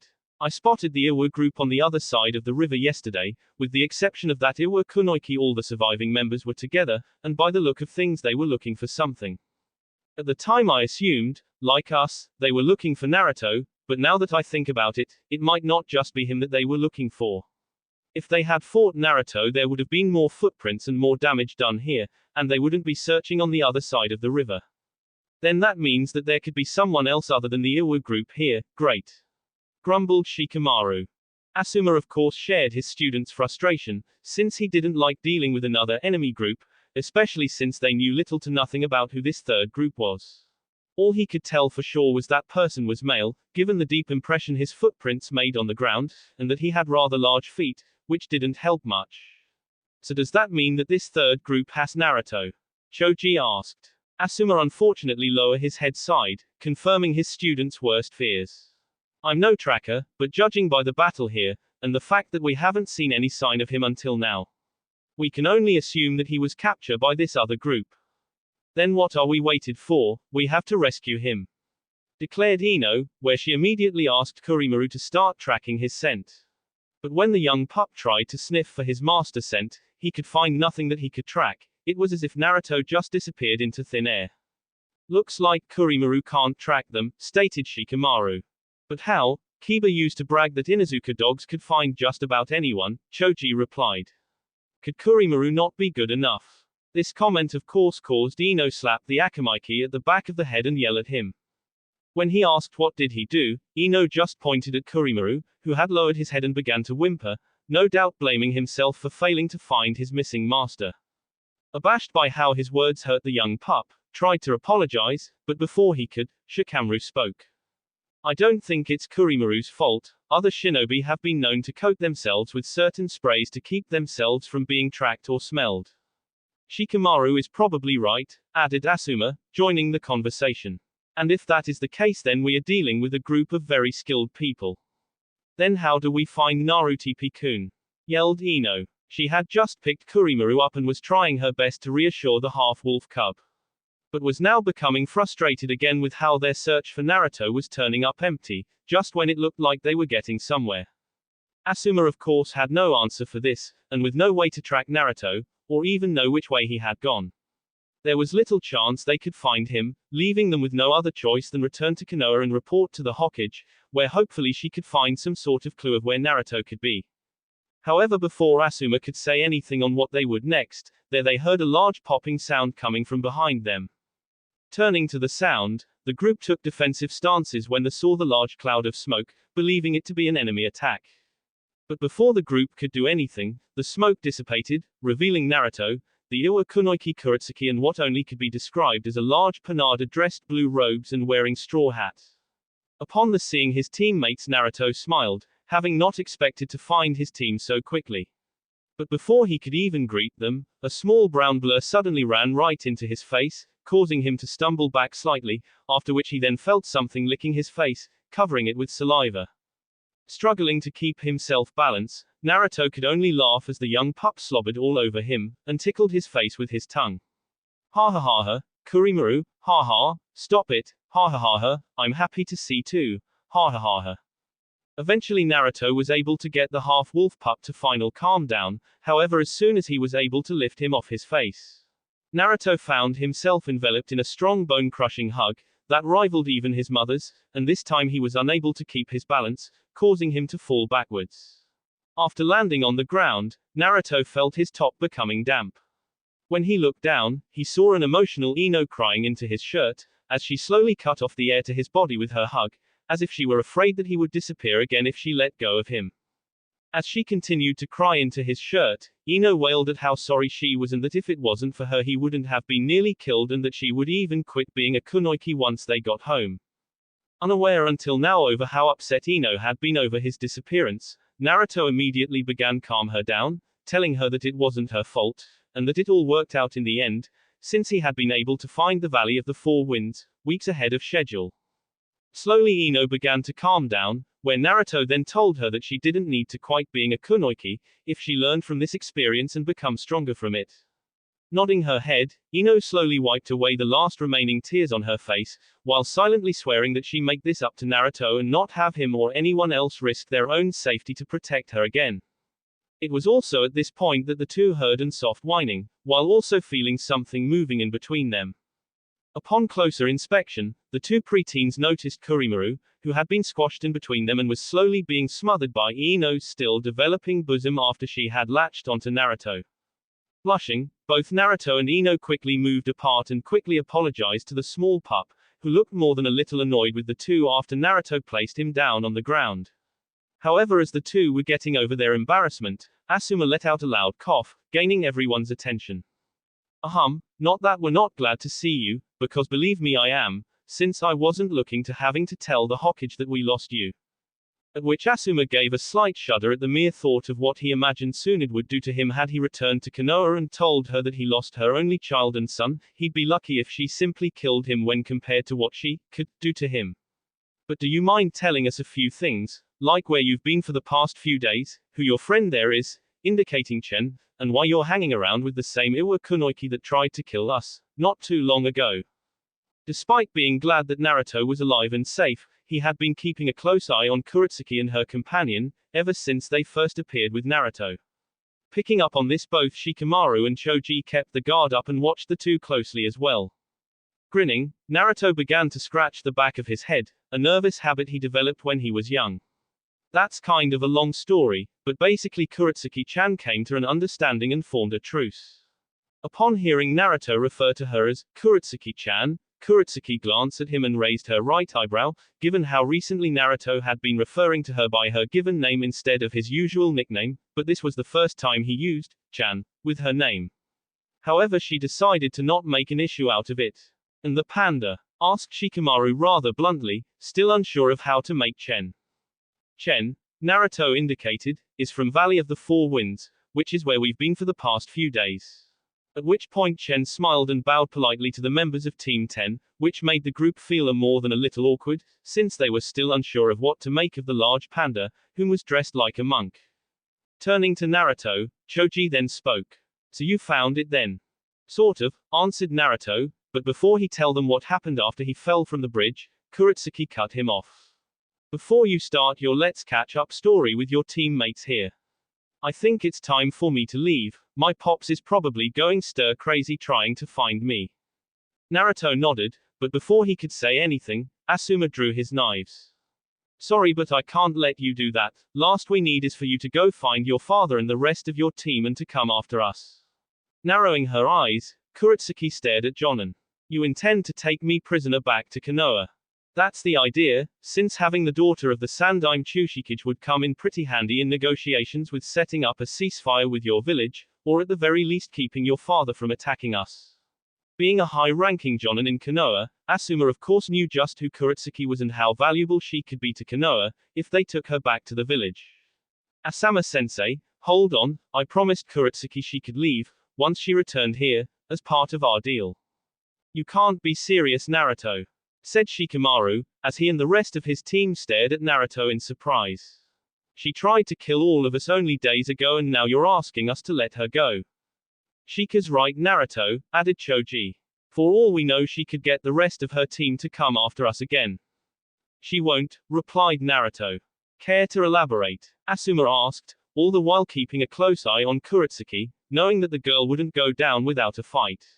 But before Naruto could say anything, Kurotsuki answered for him. Because we saved each other's lives, that's why. Surprised by this answer, the others immediately glanced over to Naruto, who confirmed this by nodding his head. Even if it is true, I'm afraid I still can't let you go, stated Asuma as prepared to apprehend the girl. Naruto of course tried to argue, but Asuma cut him off before he could say anything. I'm sorry kid, but I can't take the risk that she will go back on her word and lead the rest of her team back to us. You may be willing to bet on it, but I'm not, especially with everyone else's lives. Asuma-sensei is right, Naruto, she's from Iwa, all they do is lie. Shouted Ino, while glaring at Kurotsuki. She hadn't forgotten what happened at the bridge between them and was eager to have another round with the girl. Turning to Ino, Kurotsuki gave the blonde girl a dirty-looking sneer. And Konoha is such an outstanding example of honor, justice and nobility. This response of course got a confused look from Ino and the rest of her team, where Ino then asked, "What do you meaning by that?" causing Kuretsuki's sneer to grow. "Guess you guys are even more naive than I first thought." However, before she could say any more on the subject, Asuma cut her off. "Enough. We aren't here to talk about the past, now you can either come with us peacefully or you can do this the hard way." "Asuma-sensei, please stop," shouted Naruto, but before he say any more, Chen interceded by placing himself right in between the Kuretsuki and Asuma, and in one quick motion knocked Asuma's trench knife right out of hand with his bamboo staff and then hit his was a strong palm strike to the stomach, which took the wind right out of the bearded Jonin and sent him skidding. He recovered. He found Chen's staff pointed directly at his face. Asuma was left completely stunned by what Chen did, as he'd been watching the large panda out of the corner of his eye, yet somehow Chen had placed himself in front of Kuretsuki, disabled him, pushed him back, had him at his mercy within an instant, before Asuma even knew what happened. 7. Seeing this, Ino, Shikamaru and Choji were about to intervene and help their sensei, only to be stopped by Naruto, who raised his hand. "Guys, don't. Chen is a lot stronger than he looks. He wiped the floor with me and Kuretsuki-chan, without even breaking a sweat." Surprised by this, the members of Team 10 hesitated, where they then decided to wait to see what would happen next. "My apologizes, Asuma-san, but I'm afraid I cannot let you do that. Like Naruto-san, Kuretsuki-san helped defend my village from attack and saved many lives. Therefore my village owes her a debt, and until she leaves this place, she is under my protection." Glancing to Kuretsuki, Chen then told the Iwa Kunoichi to leave and told her where to find her comrades, having used his sage sensing ability to locate her team. Nodding to the panda, Kuretsuki prepared to leave, but before doing so she glanced over at Naruto and smirked. "Be seeing you around, Senju, and watch your back, because next time we meet, all bets are off." Smirking back at the girl, Naruto simply nodded back, after which Kuretsuki took off. Once Kuretsuki had gone, Chen lowered his staff from Asuma's face and placed it back on his back. After picking up his knife, Asuma turned to Chen, who had now moved over to Naruto's side, looking more than a little angry over what happened. "I hope you two are both happy now. Chances are that once that girl joins the rest of her team, we'll have them on our backs in no time." However, to his surprise and confusion, Chen simply smiled back at him, as if he knew something that Asuma and the others didn't. "There is no need to worry, Asuma. Even in the unlikely event that Kuretsuki-san leads her comrades back we will already be back at Konoha." Before Asuma could even ask how that would be even possible, the large panda turned to Naruto, who smiled back, again hinting that he knew something that the others didn't. Konoha, Hokage's office. Sitting at her desk, Tsunade was currently in a meeting with Jiraiya, who she had ordered back, and her teacher, the now retired Sandaime Hokage. She had called him here after failing to hear anything from her son or the rest of Team 10, who were now 5 days overdue for their schedule report. Under normal circumstances, the two would have thought that the woman was once again being too overprotective of her son. But given recent events with the Iwa spies and the previous attempt by Iwa to capture him, her concerns were understandable. After the capture and interrogation of the female spy, which had taken some time given how she had been trained to resist torture, they were able to learn just how much Iwa knew of their operations, shinobi strength, weakness and positions along the borders, and were already preparing on how to respond to this. "Have you tried contacting him through the slugs?" asked Jiraiya. "Of course, it's the first thing I did. Naruto uses them to relay messages to me, but they told me they can't reach him." Hummed the Sandaime. "That is highly unusual. Normally summons have little trouble making contact with their contract holders. If Naruto and the others have indeed found the Valley of the Four Winds, there must be a powerful barrier around it. The only possible explanation for why they can't reach him, since we know he is still alive, as the slugs or toads would tell us otherwise." Tsunade then turned to her former teammate. "Jiraiya, is there anything more you can tell us about the inhabitants of this valley?" "Nothing," replied the toad sage, shaking his head. "I've contacted all my sources who could know something, but none of them could tell me anything. If Ma and Pa hadn't confirmed to me that the place did exist, I would think the whole place was made up. Can't you get 'em to tell us anything?" "I've tried, believe me, but neither of them are willing to tell me anything, and you know how stubborn they can be. All they'll say is that they have an agreement with the residents there and that they are of no threat." "That's not good enough," snapped Tsunade, slamming her fist on her desk, causing several cracks to appear. "Tsunade, I understand your concern, I truly do. spoke the Sandaime in an attempt to calm his former student down. But the toads must have their reasons for remaining quiet. You know better than anyone how capable Naruto is, and Asuma will make sure that no harm comes to either him or the rest of the team. Sensei is right, Haim, give it a few more days. If we haven't heard anything by then, I go out and search for them myself using the kid's earring to track him. Calming herself down, Tsunade nodded, but before she could respond, a small explosion of smoke erupted in the middle of the room directly behind both Jiraiya and the Sandaime. Caught unaware, all three shinobi quickly leaped into action. At the same time, Shizune burst into the office accompanied by Tonton and two Anbu, fearing some sort of attack on the Hokage and the others. As the smoke slowly began to die down, a familiar voice suddenly called out, "Hey, hey, easy, it's us, it's us." When the smoke finally cleared, it revealed Naruto with a miniature clone of Katsuyu on his shoulder, accompanied by Kurimaru, the members of Team 10, and one new additional member, standing next to him. "Naruto!" shouted Tsunade, who then leapt over her desk, past both Jiraiya and the Sandaime, and pulled her son into one of her bone-breaking hugs. With the identity of the intruders confirmed, the Sandaime discreetly dismissed the Anbu, signaling to them that everything was fine. Understanding, the two Anbu nodded and left the office, closing the door behind them, leaving Shizune and Toten with everyone else in the room. Once the Anbu had left, the Sandaime turned and directed a smile at his son, showing that, like Tsunade, he was glad that he unharmed as well. In response, the younger Sarutobi just nodded, showing that there was still some tension between the father and son. After several minutes, Naruto's muffled voice could be heard saying, "Ka-chan, can't, breath," as he was slowing being smothered to death by his mother breasts. He could also feel his back beginning to crack under the pressure of his mother's superhuman hold. Quickly releasing him from her hug, Tsunade grabbed him by the shoulder. "Where the hell have you been? You were supposed to report in days ago. Do you know how worried you had me?" Seeing how concerned his mother was, Naruto apologized for making her worry, but before he could explain himself, Asuma intervened, believing as leader of the team it would best if he explained what happened. He then spent the next 20 minutes recounting what had happened after they left the village, and how they were ambushed by the Iwa group. Upon hearing how they had been ambushed, Tsunade swore, wondering how exactly Iwa knew where to find Naruto, since the mission had been classified, with only a select few people knowing of it. She also gave her son a rather stern glare when Asuma mentioned the destruction of the bridge and nearly getting himself killed, again.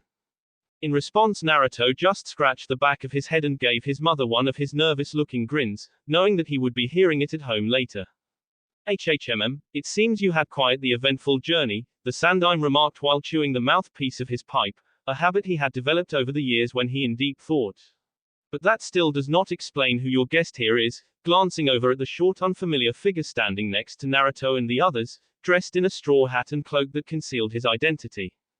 "My apologize, allow me to introduce myself, my name is Chen Ironpaw, and it is my honor to meet Naruto-san family, he has told me much about you all," spoke Chen as he took off his cloak and hat before bringing his hands together and bowing respectfully to them.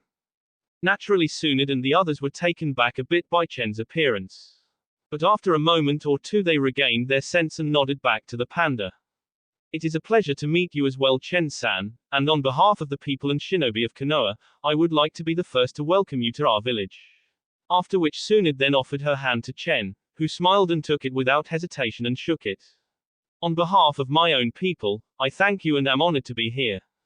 Would I be correct in assuming that your people are the inhabitants of whom my grandfather the Shodai Hokage spoke of in his letter?" "You would be," nodded Chen. "And like him, my people have agreed to help Naruto-san." Pleased to hear that Naruto's mission had been a success, Tsunade smiled and thanked the panda. After which Chen then turned to Jiraiya. "By any chance would you be Jiraiya-san the Toad Sage?" Puffing out his chest, Jiraiya smiled and nodded. "That's me, guess my fame and legend has even reached you guys, if you know me by sight." "Actually I am afraid not, until meeting Naruto-san we had never heard of you." Naruto-san did however describe you as a tall white-haired man wearing sandals, who likes to dress up as a kabuki actor with a dumb expression constantly stuck on his face, answered Chen, causing Jiraiya to fall flat on his face in disbelief, while everyone else burst out laughing.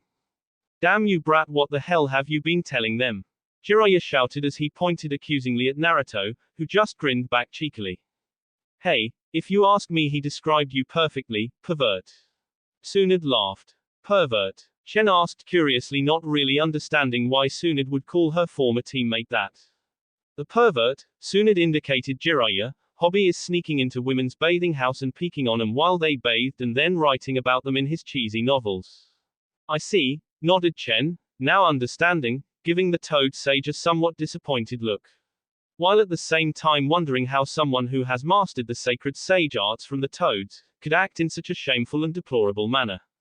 Ino on the other hand seemed outraged at the news, having never heard of this, and gave the man a rather dark look, one that Jiraiya had seen on many a woman after being caught on one of his research missions. She also made it a note to make sure not to use the hot spring or the public baths any time that Jiraiya was around in the village. Hey, I resent that remark, I'm not a pervert. Jiraiya shouted, standing up. I'm a super prevert. At which point he then pointed up into the air and acted out one of his stylish poses, where several small clouds of purple smoke exploded out of nowhere, from behind him. At that moment, everyone in the room developed large sweat drops behind their heads and thought the exact same thing, what an idiot. Seeing the deadpan looks he was getting, Jiraiya went over to the corner and began sulk, mumbling about cheeky brats giving him no respect, and how an artist is never appreciated in his time. With Jiraiya sulking in the corner, Chen spent the best part of an hour explaining how he met Naruto and Kurotsuki and how together they helped save the valley from the demon Ankoku, who was then sealed away in a new location by the temple head Xian. When Chen finished his story, Tsunade could only sigh and shake his head, wondering if her son had indeed inherited her bad luck in some manner, as he always seemed to get himself into trouble no matter where he went. She was also slightly annoyed by the fact that both Naruto and Chen allowed Kurotsuki to get away. However, she decided to let the matter go, since the girl had helped save her son's life. After explaining everything that happened in the valley, Chen turned to Jiraiya, who had finally stopped sulking in the corner. Jiraiya-san, would it be possible for you to summon the Toad Sages here? There is a matter that I wish to discuss with both them and Katsuyu, regarding Naruto. Sensing the seriousness in Chen's voice, the Toad Sage nodded and formed the necessary seals to summon the two Toad Sages. Damn it, Jiraiya, what is it this time? I was in the middle of cooking dinner, grumbled Ma. Come on, Ma, don't be like that. I'm sure Jiraiya has a good reason for summoning us. At least this time it's somewhere more pleasant, defended Pa. Ma just huffed in annoyance, not the least bit pleased by being disturbed when she was in the middle of cooking dinner. So why'd ya summon us here? Ma asked, turning to Jiraiya. Wasn't my idea, I was asked to summon you two here, Jiraiya replied, before pointing at Chen. Upon seeing Panda, both Toad Sages immediately had an idea of what this was probably about. So Naru-chan found Cha. Pa remarked. He did indeed, nodded Chen. And I am honored to finally meet two of the great Toad Sages of Mount Myoboku. My master Xian speaks very highly of you both. So what Cha wanted to talk to Abu? Ma asked somewhat impatiently, as she wanted to get back home before dinner was burnt to a crisp. Before I begin, I believe it might be best if Naruto's immediate family hears what I have to say, explained Chen, before turning to Asuma and his genin. I mean no disrespect to you or your students, but what I have to say is a rather sensitive and the fewer people that know of this the better. It's fine, replied Asuma. He had been a shinobi long enough to know that some things were need to know and that the circle of information sometimes needed to be small for the success of a mission. Alright kids, let's go, lunch at Yakiniku Q is on me, all you can eat.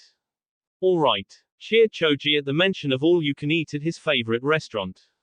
Shrugging in indifference, Shikamaru slowly followed his friend out the office, who had already raced out of the office with speed that would have impressed both Guy and Lee. He didn't really care about what the panda had to say to Naruto and the others, believing it would be too much of a drag to get involved in. However, to his surprise, Ino did not complain about being left out of the conversation. Normally the blonde girl would complain, very loudly, about the unfairness of it all and being left out on some possible juicy gossip to talk about. Instead, the girl just walked out of the room, without so much as a complaint, looking like she had a lot on her mind. Shikamaru was of course not the only one who noticed Ino's trouble expression, as Asuma also noticed it as well as he followed his students. Even though Naruto came back fine, I guessing the events at the bridge are still troubling her, I'll have to keep an eye on her and make sure she is okay. Still, this might be a good thing, Maybe now Ino might take her training and duties more seriously, but I guess only time will tell. After Asuma and his team had left the room, Shizune closed the door behind them and locked it. Upon which Chen then formed a single hand seal and slammed his hand onto the ground. A large seal then appeared. Moments later the room suddenly darkened, as the windows turned black, as if they were tinted. What did you just do?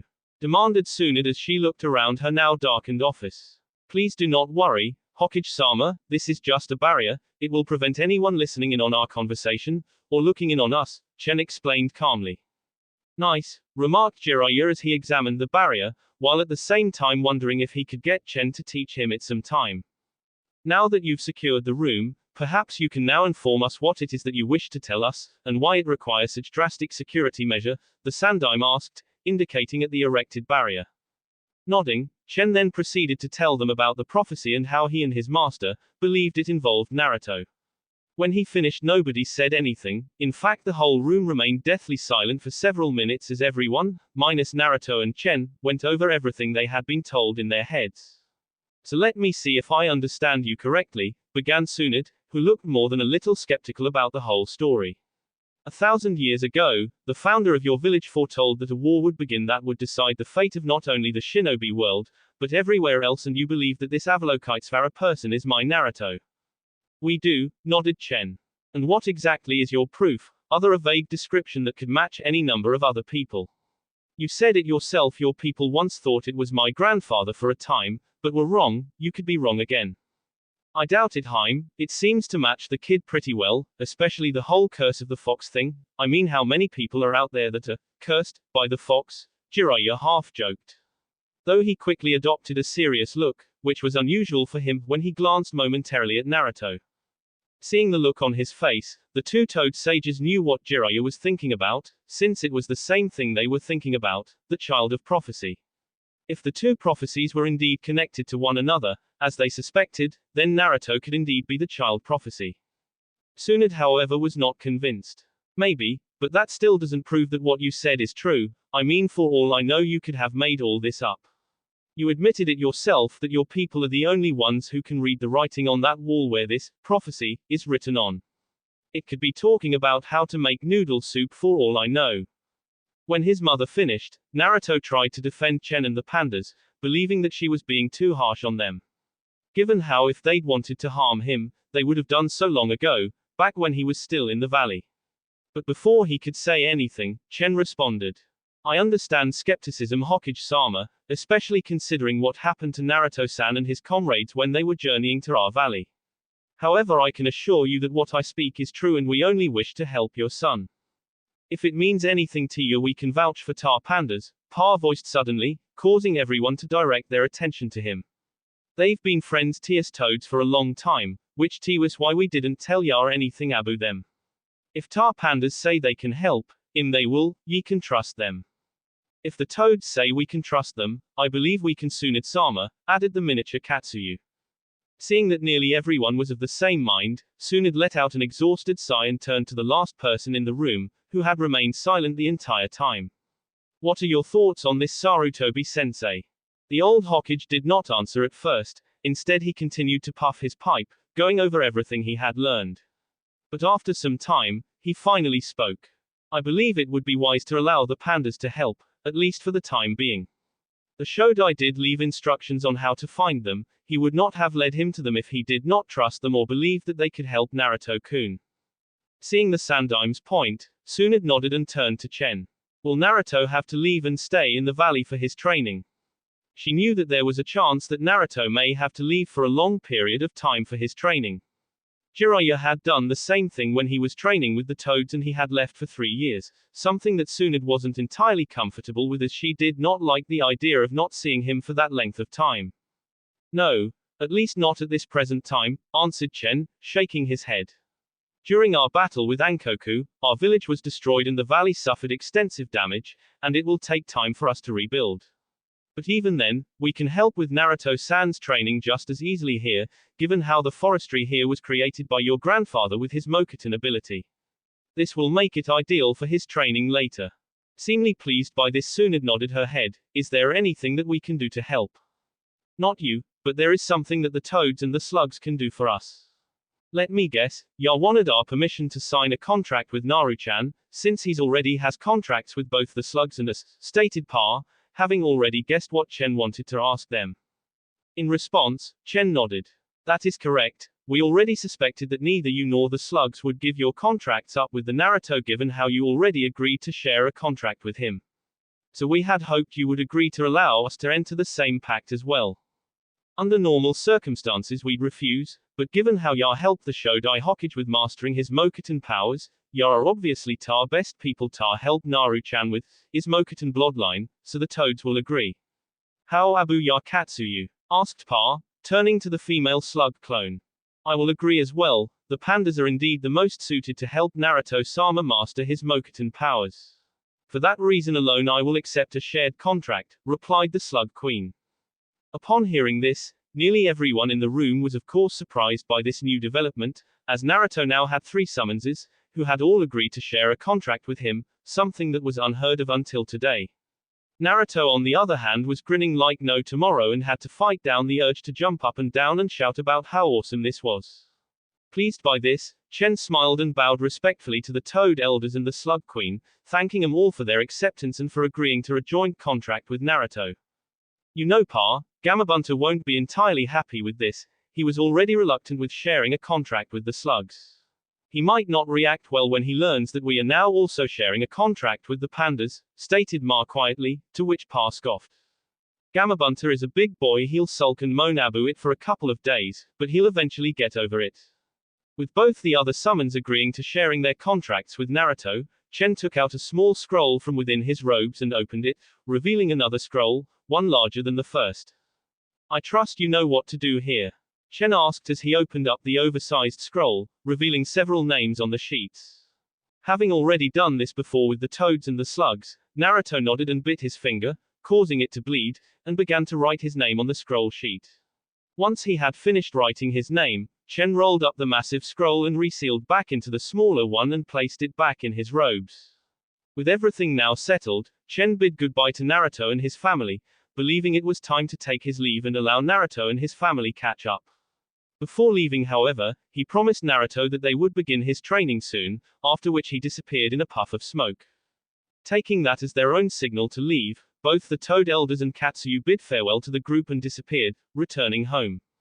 Once all of the summons had left, Jiraiya offered to celebrate Naruto's new contract with the pandas by threatening him to ramen at Ichiraku's. Upon hearing the offer of Ikaraku ramen, Naruto immediately shouted, yes. Since it had been weeks since he had any ramen. It also helped that Jiraiya was offering to pay, which was a rare thing by itself. Though the Toad Hermit did have an ulterior motive to paying for lunch, which would be a sizable bill, given the amount of ramen Naruto would eat, as he wanted to talk more about the pandas and learn more about their homeland. Like Jiraiya, Sarutobi was also curious about Naruto's newly acquired summons and their homeland, and asked if he could join them, which they did. Naturally Naruto asked his mother to join them, hoping to make it a family meal out of it, but Tsunade politely declined the offer, stating that she had paperwork to do, but promised they would meet back up at home tonight and talk more about his time with the pandas. Shizune also politely refused the offer, stating that his mother would require his assistance and that she would make sure that Tsunade got it. At hearing their refusal, Naruto immediately became suspicious. Shizune's refusal and excuse for not joining them was not surprising or out of the ordinary, especially since she was the one who normally hounded his mother to perform her Hokage duties and made sure that she didn't fall behind in her paperwork. His mother's refusal on the other hand was strange to say the least, especially given her strong dislike for paperwork, where she would use almost any excuse to get out of it. However, before he could question them on it, he felt the hands of both Jiraiya and the Sandaime on his back, where they stated that Tsunade and Shizune would catch up to the later, after which they then led him out of the room, accompanied by both Kurimaru and Tonton, who were no doubt hoping they could get ramen scraps. As they left the office, both Jiraiya and the Sandaime shared a brief glance with the two women, which told them they knew what they were planning on doing and would keep Naruto busy for the remainder of the day. Nodding their thanks, Tsunade and Shizune immediately went to work on learning how exactly Iwa knew of Naruto mission and location. Several hours later, after receiving a summons from the Godime Hokage, Shimura Danzo slowly made his way over to Hokage's office. With Shizu not at her desk, the old shinobi decided to let himself in, without even knocking. However, no sooner had he opened the door, he felt an hand grab by his shirt and pull him in, where he was then slammed hard against the wall with enough force to cause a large dent in the wall.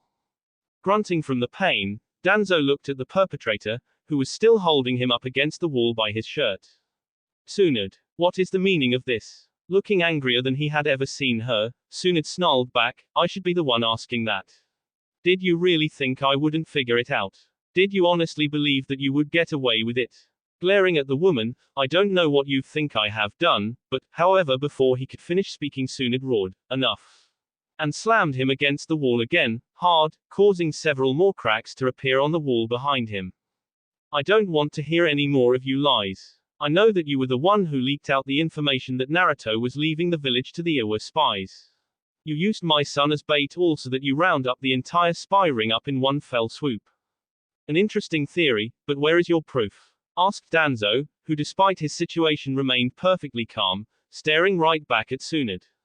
Holding him up by one hand, Tsunade took out a piece of paper from her robes. The female Hokage then held it up right in front of Danzo's face so that he could see it. The sheet was a mission form, where it listed the members of Team 10 and Naruto and that they were traveling to Shimizu Temple. When I wrote this form, I left Naruto's name out and gave a false destination. Yet now it states that Naruto was with Asuma and his team, and where they were going, care guess how that happened. Snorting slightly, Danzo stared back at Tsunade with his one visible eye. I would hardly call that proof. There are numerous different explanations for how that form was changed. Also, as you've clearly forgotten, I had no idea where your son was going, so how could I have known what to write? I don't know how you found out where Naruto was going, but I know you had one of your people intercepted that form and changed it. With the exception of Naruto and Team 10, only 4 other people knew I was even considering having Naruto leave the village, you, Sarutobi-sensei, Shizune and me, and I would trust Shizune and Sarutobi-sensei with not only my life, but with Naruto's as well, which is more than I can say for you. At which point Tsunade stared right into the old man's eye with as much anger and hatred that she could possibly muster. What you did is treason, and I'll have your head for this. To his credit, Danzo didn't even flinch with the way Tsunade was glaring at him, nor did show any fear at her threat. Instead he stared right back at the female Hokage, with the same calm cold look as before. Even if what you say is true, I am an elder of both the Konoha's Council and a member of the Fire Council, you cannot kill me without proof. Can't I? Sneered Tsunade as she grabbed Danzo's neck and slowly began to choke him. I am the Hokage of Konoha, which means I can kill you right here and now with or without proof. Gagging from Tsunade's grip on his throat, Danzo choked out, do that and the Fire Daimyo will have you removed as Hokage. Sneering back, Tsunade tightened her grip on the older man's throat and replied. I'm willing to take that chance. You're mad. On any other day you would be wrong, today, however, is a very different day. You purposely placed my son in danger by leaking information on his location to known spies, where he was nearly captured and killed, along with the members of Team 10. I am going to make sure you never have another chance, damn whatever the consequences. Feeling Tsunade's hand tightening around his neck, cutting off all oxygen to his lungs, Danzo knew he had to act quickly and choked out. Kill me and your son will never live to see adulthood. This statement, however, caused Tsunade to tighten her grip even more than before. You dare threaten my son? Snarled Tsunade, ready to snap Danzo's neck at any moment. Even as he felt himself being slowly choked to death, Danzo sneered back at the woman. Gathering what oxygen he had left, he replied, I know the truth. Hearing those words, Tsunade loosened her grip just enough to allow him to breathe, if only slightly, while at the same time keeping a firm grip on him. What do you mean by the truth?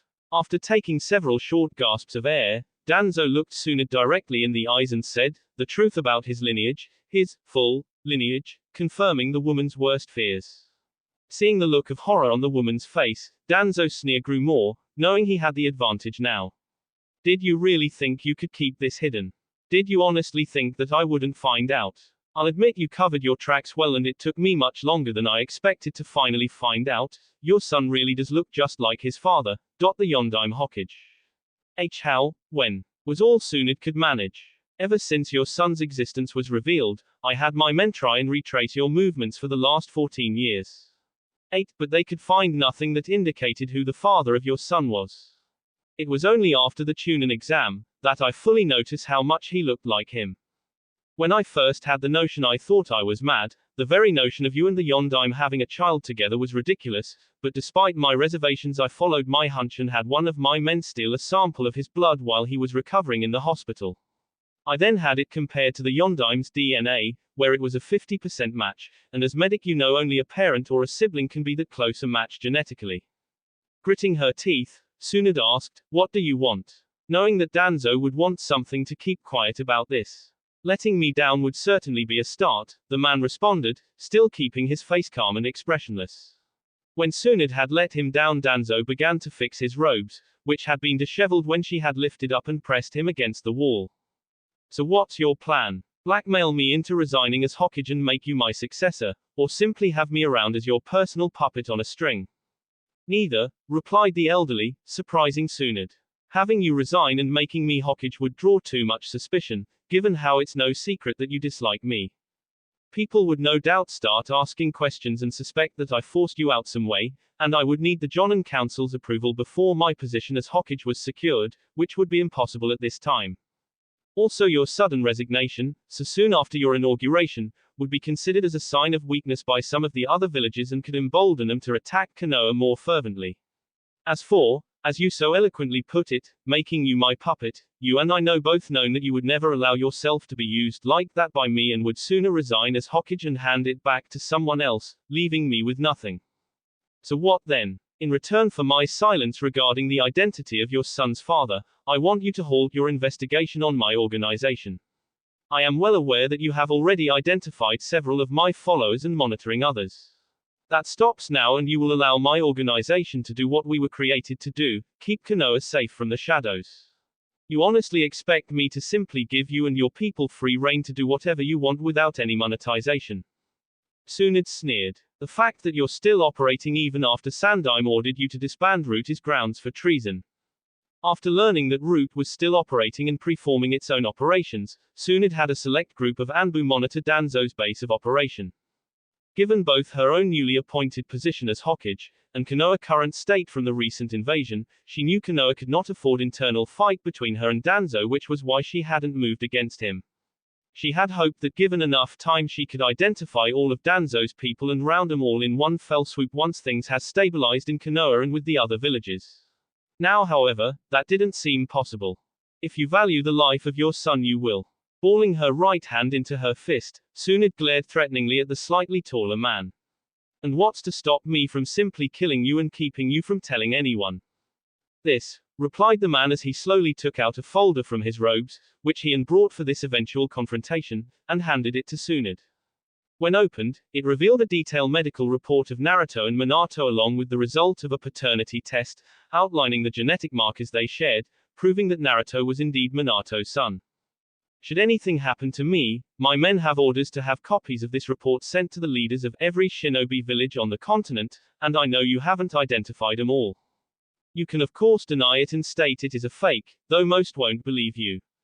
When they learn of his full lineage, combined with what they already know of his abilities and how you and Jiraiya are training him, their own imagination will take care of the rest. It will drive them to stop at nothing to end his life and stop him from ever reaching his possible potential, while others will simply come after him for what he father did, as the Yondaime made many enemies during the last Great War, chief among them being Iwa, who we are already on the verge of going to war with again.